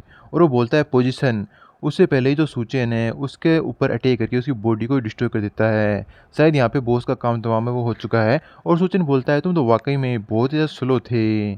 फिर यहाँ से हमारा जो सीन है वापस से शिफ्ट होता है। हम देखते हैं बैग के अंदर से जो अपनी बिल्ली होती है गोल्डी वो बाहर क्यों निकलती है और पॉइजन लेडी है वो बोलती है कि ये जो ब्यूटी कॉन्टेस्ट का बैक स्टेज है, हमें यहीं से एंटर वो करना होगा। चलो हमारा नंबर आने वाला है। लेकिन हम देखते हैं सामने की ओर और भी बहुत सारी लेडीज़ होती हैं जो कि पार्टिसिपेट है वो करने वाली होती है, लेकिन उनकी जो शक्लें हैं बहुत ज़्यादा बेकार होती है। इसे देखते हुए जो पॉइजनस लेडी वो बोलती है तुम लोग रिलैक्स हो जाओ, ये सभी लोग बहुत ज़्यादा वियर्ड हैं। मुझे नहीं लगता है कि इन लोगों के सामने तुम कभी भी हारोगी, तुम बड़ी ईजिली इस टास्क को जीत सकती हो। तभी यूने वो बोलती है लेकिन इन लोगों की आंखों में देखो, ऐसा लगता है कि ये लोग हमसे नफरत वो करते हैं। तभी जो आन्या है वो बोलती है थोड़ा सा केयरफुल रहना जब ये लोग तुम्हारे आसपास हो, बस हमें इनसे केयरफुल रहने की ज़रूरत है। तभी सामने की जो लेडीज़ होती है उनमें से एक आते हुए बोलती है कि तुम लोग रुक जाओ, आखिर तुम यहाँ पे कहाँ घुसे चले आ रहे हो। तभी जो पॉइजनस लेडी है वो बोलती है कि आखिर तुम्हारी हिम्मत कैसे हुई हमें रोकने की, हम लोग ब्यूटी कॉन्टेस्ट के अंदर पार्टिसिपेट करने के लिए आए हैं। तभी हम देखते हैं कि वहाँ पे एक ब्यूटीफुल लेडी आती हुई बोलती है कि आखिर कौन ऐसा बोल्ड बंदा है जो कि यहाँ पे ट्रबल पैदा करने की कोशिश कर रहा है। अब जैसे ही यून इसे देखती है वो काफ़ी ज़्यादा सरप्राइज होती है, बोलती है ये तो सुपरस्टार लिन मेई है। अब जो लिन मेई है वो बोलती है यहाँ पे ऐसा कोई भी बंदा क्वालिफाई नहीं है जो मेरे साथ कम्पीट वो कर सके, तो यहाँ से निकल जाओ और दोबारा से लौट करके बताना, वरना हो सकता है कि तुम्हें यहाँ पे प्रॉब्लम का सामना वो करना पड़ जाए। तभी जो आन्या है वो बाहर निकलते हुए बोलती है देखो तो सही आखिर इतनी बड़ी बड़ी बातें वो कौन करता है, एक ऐसी सुपरस्टार जो सुपरस्टार बनने के लिए जो डायरेक्टर है उसका बिस्तर वो गर्म करती है और फेम को पाती है। मतलब यहाँ पे आन्या ने उसकी बहुत ही बुरी तरह से बेइज्जती वो की होती है और रियलिटी को सामने वो रखा होता है। तो लिन में ये वो बोलती है अरे ये तो मेरी बेस्ट फ्रेंड नहीं है क्या। और हम देखते हैं कि वो काफ़ी अग्रेशन के साथ पॉइजन लेडी और यून के बीच से निकलते हुए अटैक करने के लिए आन्या की तरफ बढ़ती है और अपनी जो किक होती है उसको उठाते हुए आन्या के ऊपर किक करने की कोशिश वो करती है। लेकिन हम देखते हैं जो आन्या अपने स्किल का यूज़ करते हुए उसे डॉज कर लेती है और काउंटर अटैक करने के लिए वो भी अपने लेग का यूज़ करती है और दोनों की लेग एक दूसरे से टकरा करके एक लेग लॉक है वो लगा लेते हैं और काफ़ी ज़्यादा ये बोल्ड मूव दिख रहा होता है। और लिन में ये बोलती है कि मैंने ये कभी भी नहीं सोचा था कि तुम अभी तक जिंदा होगी। तभी जो आन्या है वो बोलती है मुझे माफ़ कर देना तुम्हें डिसअपॉइंट है वो करने के लिए। तभी जो यून है वो बोलती है सिस्टर आन्या क्या आप दोनों एक दूसरे को जानती हैं? तभी जो पोजीशन लेडी वो बोलती है ये लोग तो बोल रहे थे ना ये तो बेस्ट फ्रेंड है, आखिर इस प्रकार का बिहेवियर है वो क्यों कर रहे हैं ये। तभी आन्या बोलती है क्या बेस्ट फ्रेंड कभी भी हेयर रिमूवल क्रीम आपके शैम्पू पे डालते हैं? क्या आपके कपड़ों में मरे हुए चूहे छोड़ते हैं? मतलब इस प्रकार की गलत हरकतें कोई भी अपने बेस्ट फ्रेंड के साथ नहीं करता, तो ये पक्का मेरी बेस्ट फ्रेंड नहीं है। तभी जो लिन में ये बोलती है तुम हमेशा ही इस प्रकार से एक्ट करती थी जैसे कि तुम बहुत ज़्यादा हाई और बहुत ही ज़्यादा ईमानदार हो, लेकिन तुम हमेशा ही मेरी जो स्पॉटलाइट है उसे चुराती थी। तुम्हें पता था कि मेरा बहुत बड़ा ड्रीम है एक्ट्रेस बनने का, जबकि तुम सारी स्पॉटलाइट वो चुरा लेती थी, तो हम हमेशा मुझे साइड रोल है वो करना पड़ता था। तभी जो आनिया वो बोलती है इसके अंदर मेरी कोई भी गलती नहीं है, मैं लीगल वे से ऑडियंस दे करके पूरी तरह से लीगली वहाँ पे जीती थी। और जहाँ तक तुम्हारी बात है तो तुम डायरेक्टर के साथ शो करके ये जो सारी फेम है वो हासिल की है। तो लिन में ये गुस्से से बोलती है तुम अपना मुंह बंद रखो, तुम्हारे कारण मुझे उस ओल्ड बुढ़े खुसर के साथ सोना पड़ा जो कि मेरे लिए नेसेसरी नहीं था, लेकिन तुम्हारे कारण मुझे उसके साथ मजबूरन सुनना पड़ा। तो आने फिर से बोलती है आखिर मैं क्या ही कर सकती हूँ, अगर मैं इतनी ज़्यादा प्रिटी हूँ तो इसमें मेरी कोई फॉल्ट नहीं। तभी जो यून है वो बोलती है मैंने कभी भी सिस्टर आन्या को इस प्रकार का बिहेवियर करते हुए नहीं देखा। तभी जो लिन में ये वो इरिटेट होते हुए बोलती है कि तुम तो अभी भी अपने आप पे बहुत ज़्यादा कॉन्फिडेंट है वो रखती हो, अब तुम्हें पता होना चाहिए मैं एक सुपरस्टार बन चुकी हूँ और बहुत सारे जो इंसान है, बहुत सारे जो मर्द है मुझे एडमायर वो करते हैं। तभी जो आन्या है वो बोलती है कि अब अपोकलिप्स आ चुका है, तुम्हारे फेम का यहाँ पे कोई भी महत्व नहीं है। तभी जो लिन में ये वो बोलती है कि अगर ऐसी बात है तो हम लोग यहाँ पे कंपटीशन है वो क्यों नहीं कर लेते कि आखिर इस कंपटीशन के अंदर कौन विन होता है। और हम देखते हैं कि ये कुछ ज़्यादा ही सेक्सी वे के अंदर खड़ी होती है।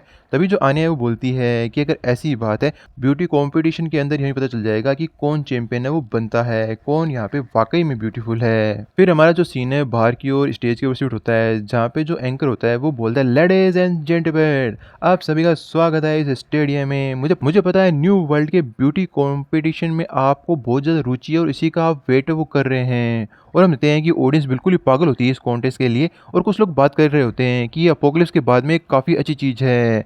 हम लोगों ने काफ़ी महीनों से खाना नहीं बचाया सिर्फ इसलिए ताकि हम यहाँ पे आई ब्यूटीफुल वुमेन के साथ सो सकें, उन्हें बाय वो कर सकें। तभी होस्ट होता है वो बोलता है कि आप बिल्डिंग की उस मिरर के अंदर देख सकते हैं, वहाँ पे हमारे सिटी लॉर्ड है वो बैठे हुए हैं। आज जो भी इस कंपटीशन को जीतेगा उसे सिटी लॉर्ड के साथ मिलने का और रहने का मौका है वो दिया जाएगा। ये सुनने के साथ ही जो आन्या है वो बोलती है अच्छा अब मुझे समझ में आया कि आखिरकार जो लिन में ये इतनी डिटरमाइंड क्यों है इस कंपटीशन को जीतने के लिए। तभी जो यून है वो बोलती है कि हमें कैसे भी कर करके ये कंपटीशन जीतना होगा ताकि हम लोग सिटी लॉर्ड से मिल सकें और उस ब्लैक स्मिथ का पता लगा सकें जिससे हमारा काम बहुत ज़्यादा ईजी हो जाए। तभी जो आन्या है वो बोलती है कि काफ़ी ज़्यादा अच्छा रहेगा अगर हम लोग जीत जाते हैं तो। तभी जो यून है वो बोलती है कि मुझे भी है ना फटाफट सूची चेन को ढूंढना होगा ताकि मुझे डिटॉक्सिफाई है वो कर सके, क्योंकि मैं अब इस पॉइजन को और ज़्यादा समय लंबे समय तक हैंडल है वो नहीं कर पा रही। और इधर हम लिन मई को देखते हैं वो बोलती है मैंने होस्ट और जज और कंपटीशन के अंदर भाग लेने वाले सभी लोगों को बाय है वो कर लिया है, सभी लोग मेरी पॉकेट के अंदर है, कोई भी ऐसा बंदा नहीं है जो कि आज मुझे हरा सके। लेकिन फिर भी जस्ट इन केस उन बंदों को स्टेज के ऊपर मत आने देना, अगर तुम लोग ऐसा कर लेते हो तो मैं तुम्हें काफ़ी अच्छा रिवार्ड है वो दूंगी। हमें जज के बारे में बताया जाता है जहाँ पे 3 बंदे होते हैं, एक तो वन आई होता है और एक वो दूसरा वाला बंदा होता है और बीच के अंदर एक तीसरा बंदा और बैठा होता है। और जो बीच वाला बंदा होता है वो बोलता है आखिर तुम दोनों ही खड़े क्यों, बैठ क्यों नहीं जाते। तो जो हट्टा कट्टा बंदा होता है वो बोलता है कि आखिर क्या बताएं यार, जब से हम लोगों ने रात को वो प्रोग्राम किया है हमारा जो बट है पिछवाड़ा है बहुत ज़्यादा दर्द कर रहा है, हम जैसे ही बैठने की कोशिश करते हैं ऐसा लगता है कि बहुत ज़्यादा दर्द है वो हो रहा है। तभी जो वनई है वो बोलता है कि मुझे नहीं पता कि आखिर हम लोगों ने इस प्रकार से क्या किया था रात को कि हम लोगों को इतना ज़्यादा दर्द हो रहा है, लेकिन तुम्हारा शुक्रिया था तुमने हमें टाइम के ऊपर उठा दिया वरना हम लोग इस कॉम्पिटिशन को मिस आउट कर देते। तो वो जो बंदा होता है वो बोलता है कि इसमें तुम्हारा शुक्रिया करने की कोई भी आवश्यकता है वो नहीं है। और वो मन के अंदर सोचता है कि मैंने लोगों से सुना था ये दोनों बहुत ही बड़े परवर्टेड हैं, लेकिन जब मैंने इन लोगों को ढूंढा था तो ये लोग कम्प्लीटली नेक थे और मैन टू मैन जो गेम वो खेल रहे थे, तभी तो इनके बट में इतनी बुरी तरह से हर्ट है वो हो रहा है। चलो कोई बात नहीं, मैं मुझे लगता है कि मैंने बहुत ही सीक्रेट चीज़ को डिस्कवर है वो कर लिया है, मुझे यहाँ पे साइलेंट है वो रहना चाहिए। तभी जो होस्ट है वो बोलता है कि चलो इस कंपटीशन को शुरू करते हैं, जो भी जीतेगा वो यहाँ पे न्यू वर्ल्ड की अपर रैंक के अंदर जाएगा। और इसी के साथ जो कॉम्पिटिशन है वो स्टार्ट हो जाता है। और आन्या कहती है सामने क्यों देखो वो आ रहे हैं। तो हम देखते हैं जो वो बाकी की लेडीज़ होती हैं वो अपने साथ वेपन लेके आई होती हैं इन्हें मारने के लिए, और वो बोलती है तुम लोगों ने क्या सोचा ये कॉन्टेस्ट एकदम सही होगा, फेयर होगा? ऐसा बिल्कुल भी नहीं है। जिसका मुक्का बड़ा होता है ना वही यहाँ पे जीतता है, मतलब जिसके पास ताकत होती है वही यहाँ पे सर्वाइव कर पाता है। तभी जो आन्या है वो बोलती है वाक़ई में ये चीज़ बहुत ज़्यादा एक्साइटिंग है। तो हम देखते हैं वो लड़कियाँ काफ़ी ज़्यादा खुश हो रही होती है कि ये अपोकलिप्स है, हमारे पास ज़्यादा ताकत है, तो हम लोग तुम्हें काफ़ी ईज़िली क्रश है वो कर सकते हैं। तभी जो यून है वो बोलती है अच्छा तो तुम ये कहना चाहते हो तुम्हारे पास बहुत ही बड़ा मुक्का है, चलो देखते हैं कि तुम लोग अपनी मौत को तलाश कर रहे हो कि हम लोग कर रहे हैं। और अगले ही पल यून अपनी एबिलिटी को यूज़ करते हुए अपने साइज़ को बड़ा कर लेती है और अपने बड़े फिस्ट के साथ उस लेडी को वहीं पर नॉकआउट वो कर देती है। और उसके जो सबूत होते हैं इस प्रकार की ताकत को देख करके काफ़ी ज़्यादा हैरान होते हैं कि आखिरकार एक इंसान इतनी बड़ी कैसे हो सकता है।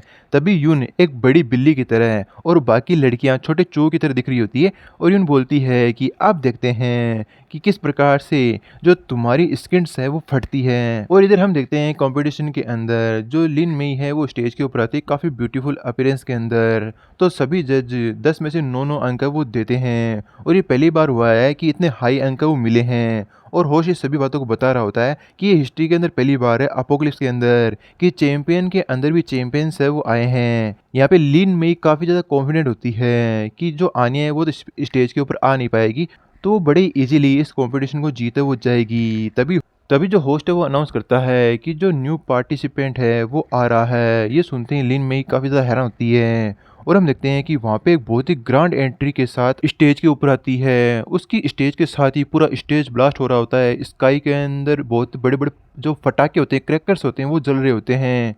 मतलब काफ़ी शानदार और मस्त एंट्री होती है। अब ये नज़ारा देख करके तो जो लिन मई है उसके होश उड़ जाते हैं कि आखिर ये किस प्रकार की एंट्री है और ये स्काई के अंदर क्या ब्लास्ट हो रहा है। और जो ढंग से रियलाइज़ करती है तो उसे पता चलता है ये तो बॉडी पार्ट है, और जो स्काई के अंदर ब्लास्ट हुआ था तो वो तो सारा का सारा ब्लड था। और ये वो सभी लोग हैं जिन्हें इसने काम पे लगाया था कि ये आन्या को फिनिश है वो कर दें। लेकिन अब ये देखती है कि उनकी बॉडी तो उसके चारों ओर पड़ी है और वो सभी लोग हैं वो मारे गए हैं, और उसे कुछ भी समझ में नहीं आ रहा होता कि आखिर यहाँ पे चल क्या रहा है। तभी जो तीनों जज होते हैं वो फिर से आनिया को यहाँ पे 9-9 दे देते हैं, मतलब जो कंपटीशन है वो बराबर लेवल का हो चुका होता है। और जो वन आई है वो बोलता है वाकई में ये जो कंपटीशन है काफ़ी ज़्यादा इंटेंस है। तभी जो हंटा कटा बंदा होता है वो बोलता है कि लगता है बाकी सभी जो लड़कियाँ वो मारी गई है, तो ये दोनों ही फाइनलिस्ट है वो रही हैं।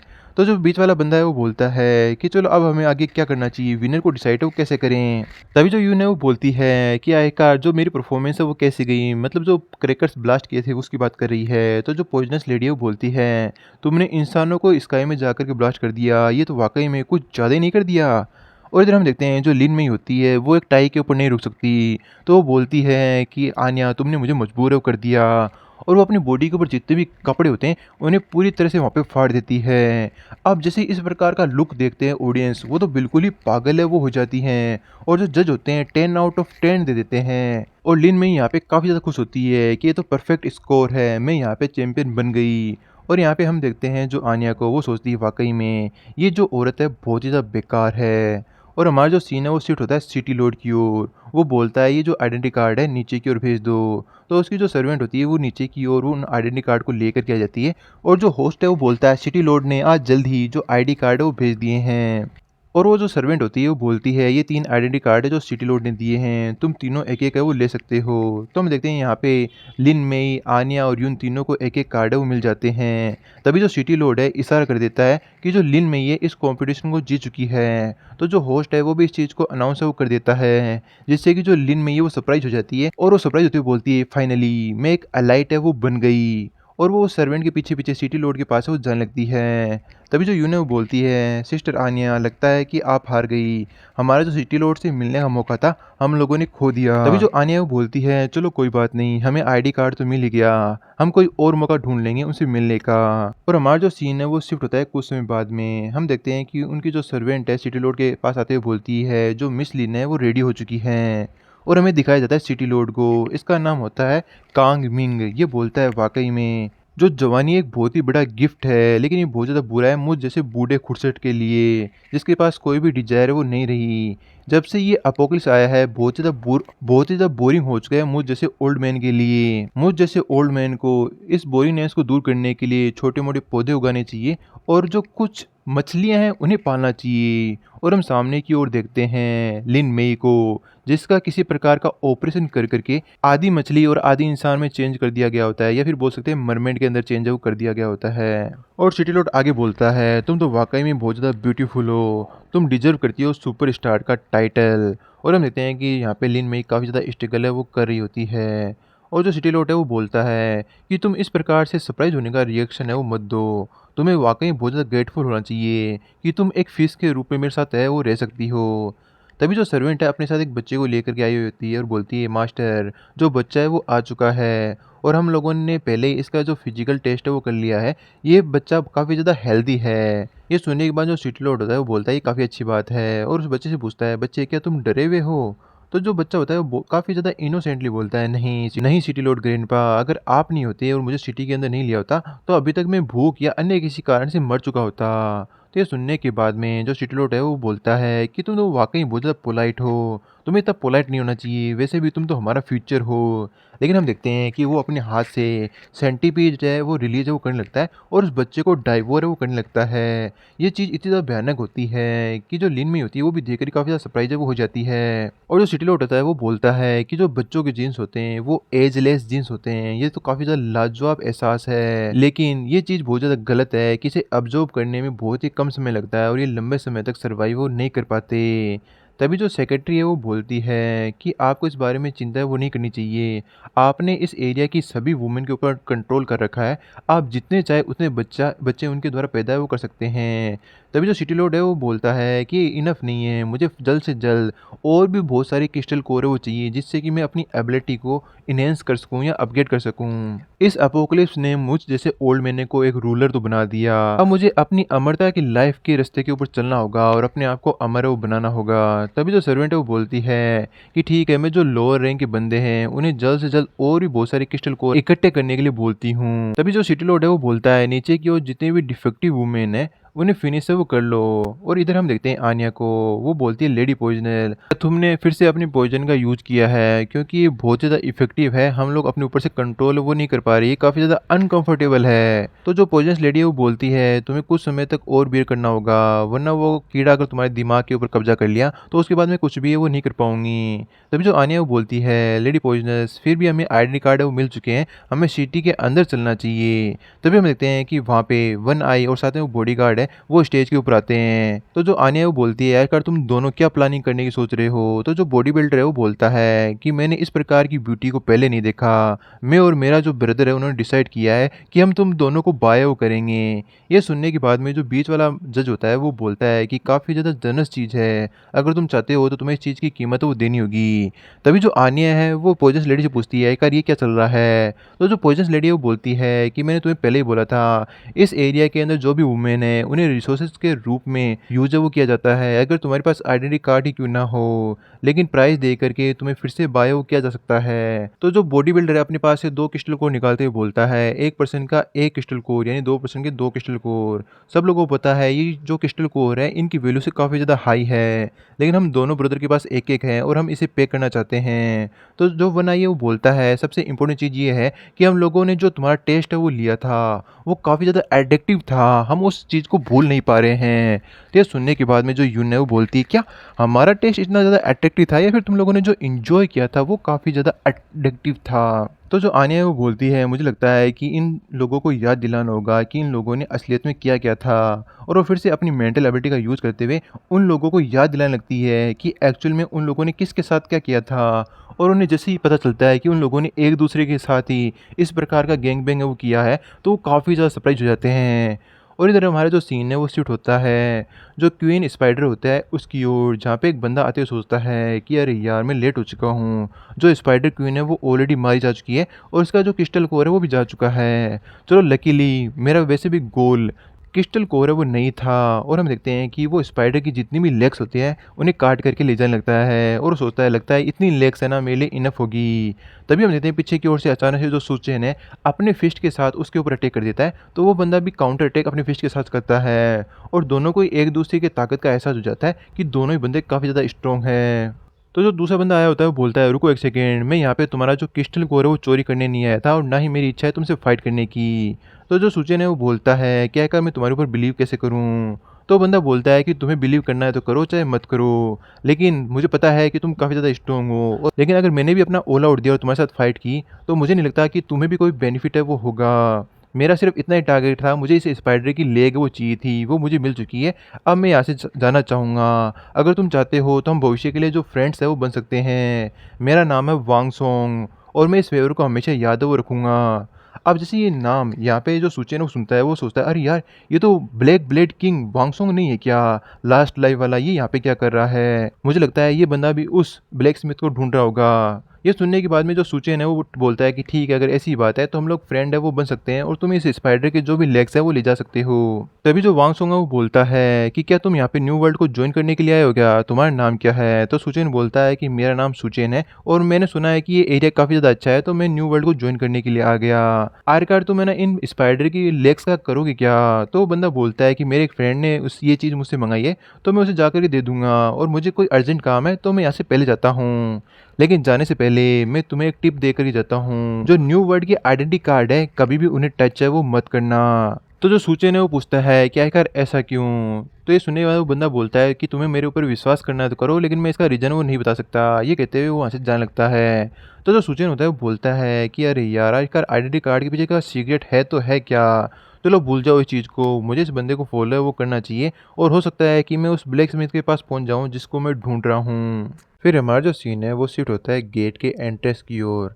हम देखते हैं कि वहाँ पे जो सूचन के ग्रुप के बनते हैं वो खड़े होते हैं और जो ये बंदा वहाँ से आने की कोशिश कर रहा होता है उसे लूटने की कोशिश करते हैं। तो उन्हें सामने की ओर से एक बंदा आते हुए दिखाई देता है।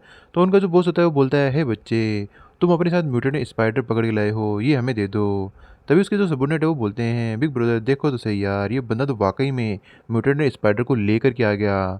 तो बॉस है वो बोलता है कि बच्चे वाकई में तुम काफ़ी ज़्यादा ब्रेव हो लगते हो, लेकिन अगर तुम हमारे साथ कोऑपरेट है वो करते हो तो तुम यहाँ से जिंदा है वो जा सकते हो। और वो सभी लोग उसे सराउंडिंग चारों ओर से घेर लेते हैं और एक बंदा बोलता है देखो यार ये जिस स्पाइडर के पेड़ लेकर के आए हैं ये तो काफ़ी ज़्यादा ही बड़े हैं और ये बंदा और कोई नहीं black blade king Wong song होता है और वो एक ही झटके के अंदर उन सभी को मार डालता है और सोचता है कि ये बंदे बहुत ज़्यादा अनोइंग है और आगे की ओर बढ़ जाता है। और पीछे की ओर से सूचन ये सारा नज़ारा देख रहा होता है और सोचता है कि जैसा कि मैंने एक्सपेक्ट है वो किया था, पास्ट लाइफ का जो पावर हाउस है वो ऑलरेडी टायर 3 के अंदर पहुंच चुका है। शायद ये टायर 3 में नहीं पहुंचा है, ये अभी तक टायर 2 के पीक पे पहुंच चुका है। इसका मतलब ये बंदा मेरे लेवल के बराबर ही है। अगर मैं इस क्रिस्टल कोर को ऑब्जर्व कर लेता हूँ तो मैं टायर 3 के अंदर ब्रेक थ्रू कर सकता हूँ, लेकिन जो साइड इफेक्ट है मैं उन्हें कैसे शांत है वो करूँगा। फिर यहाँ से हमारा जो सीन है वो शिफ्ट हो जाता है वापस से जो वांग सोंग है उसकी ओर। उसने अपने आइडेंटिटी कार्ड को एक स्पेशल बॉक्स के अंदर लिया होता है, डायरेक्टली टच वो नहीं किया होता और वो उस बॉक्स को लेकर ही चला जाता है। अब ये देख करके वहाँ पे गेट के ऊपर जो बॉडीगार्ड खड़े होते हैं वो बातें करते हैं आपस में कि पहली बार हम लोगों ने देखा है कि कोई बंदा इतना स्पेशल तरह का आइडेंटिटी कार्ड बॉक्स है वो बना करके अपने साथ आईडी लेकर के जा रहा है। वाकई में वो बंदा काफ़ी ज़्यादा वियर्ड था। और हम देखते हैं तभी वहाँ पे सूचन आता है और सूचन सामने की ओर दो बड़े स्पाइडर की डेड बॉडीज को ला कर रखता है।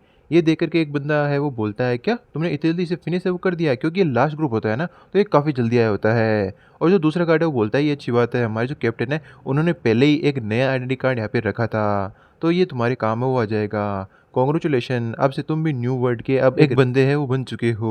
और हम देखते हैं कि सूचन उस आइडेंटिटी कार्ड को खाली हाथों से पकड़ लेता है और वो सोचता है क्या एक कार इतना क्या स्टेंस था इस आइडेंटिटी कार्ड के बारे में कि वो बंदा मुझे बोल रहा था कि इसे मुझे डायरेक्टली टच वो नहीं करना।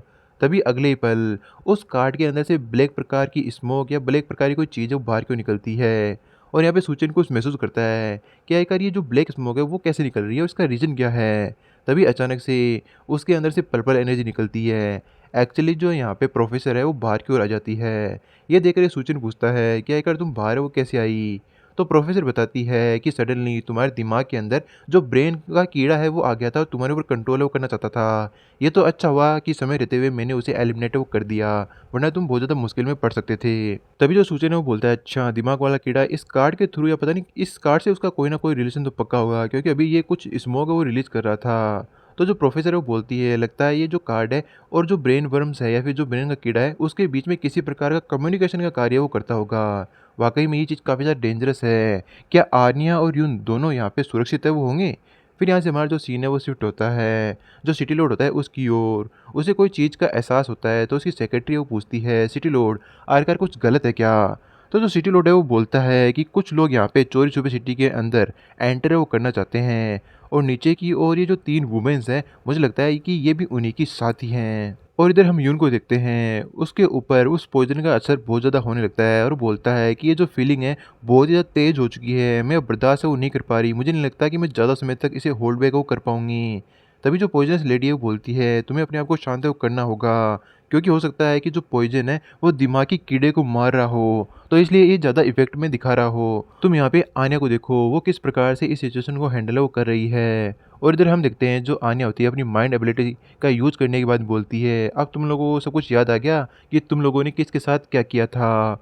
और जैसे ही उन दोनों बंदों को ये इस बारे में पता चलता है कि उन्होंने एक-दूसरे के साथ इस प्रकार की चीज़ें की थी, उनकी आँखों से आँसू निकल आते हैं और वो वाक़ई में काफ़ी बड़े सदमे के अंदर चले जाते हैं। उन्हें विश्वास ही नहीं होता कि उनके साथ इस प्रकार की चीज़ हुई है, कि उन्हें इस प्रकार से भी एक वुमन ट्रिक वो कर सकती है। तभी जो आन्या है वो बोलती है कि अब तुम्हें पता चल गया होगा कि तुमने किस प्रकार से कितनी गहराई को नापा था। अब तुम्हें एक-दूसरे की गहराई के बारे में पता होगा। ये सुनने के साथ ही वो दोनों ही बंदे एक तरह से बुलेट जैसे लॉन्च होती है, वैसे ही अपने आप को लॉन्च करते हुए बोलते हैं शट अप बिच, आज हम तुम लोगों को मार डालेंगे और सामने की ओर अटैक करने के लिए आते हैं। लेकिन समय रहते आन्या उस अटैक को डोचो कर लेती है और बाल-वाल बचती है। लेकिन वो जो अटैक जहाँ पे जाकर लगता है वहाँ पे एक बहुत ही बड़ा डिस्ट्रक्शन है वो फैल जाता है।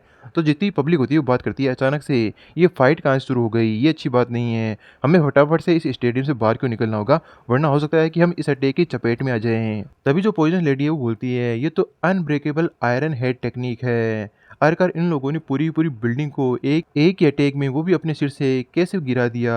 तो सामने की ओर से वन आई वो बोलता है जब से अपोकलिप्स आया तो जो हमारे सिर थे वो बहुत ज़्यादा स्ट्रॉन्ग हो गए और काफ़ी ज़्यादा शार्प भी हो गए।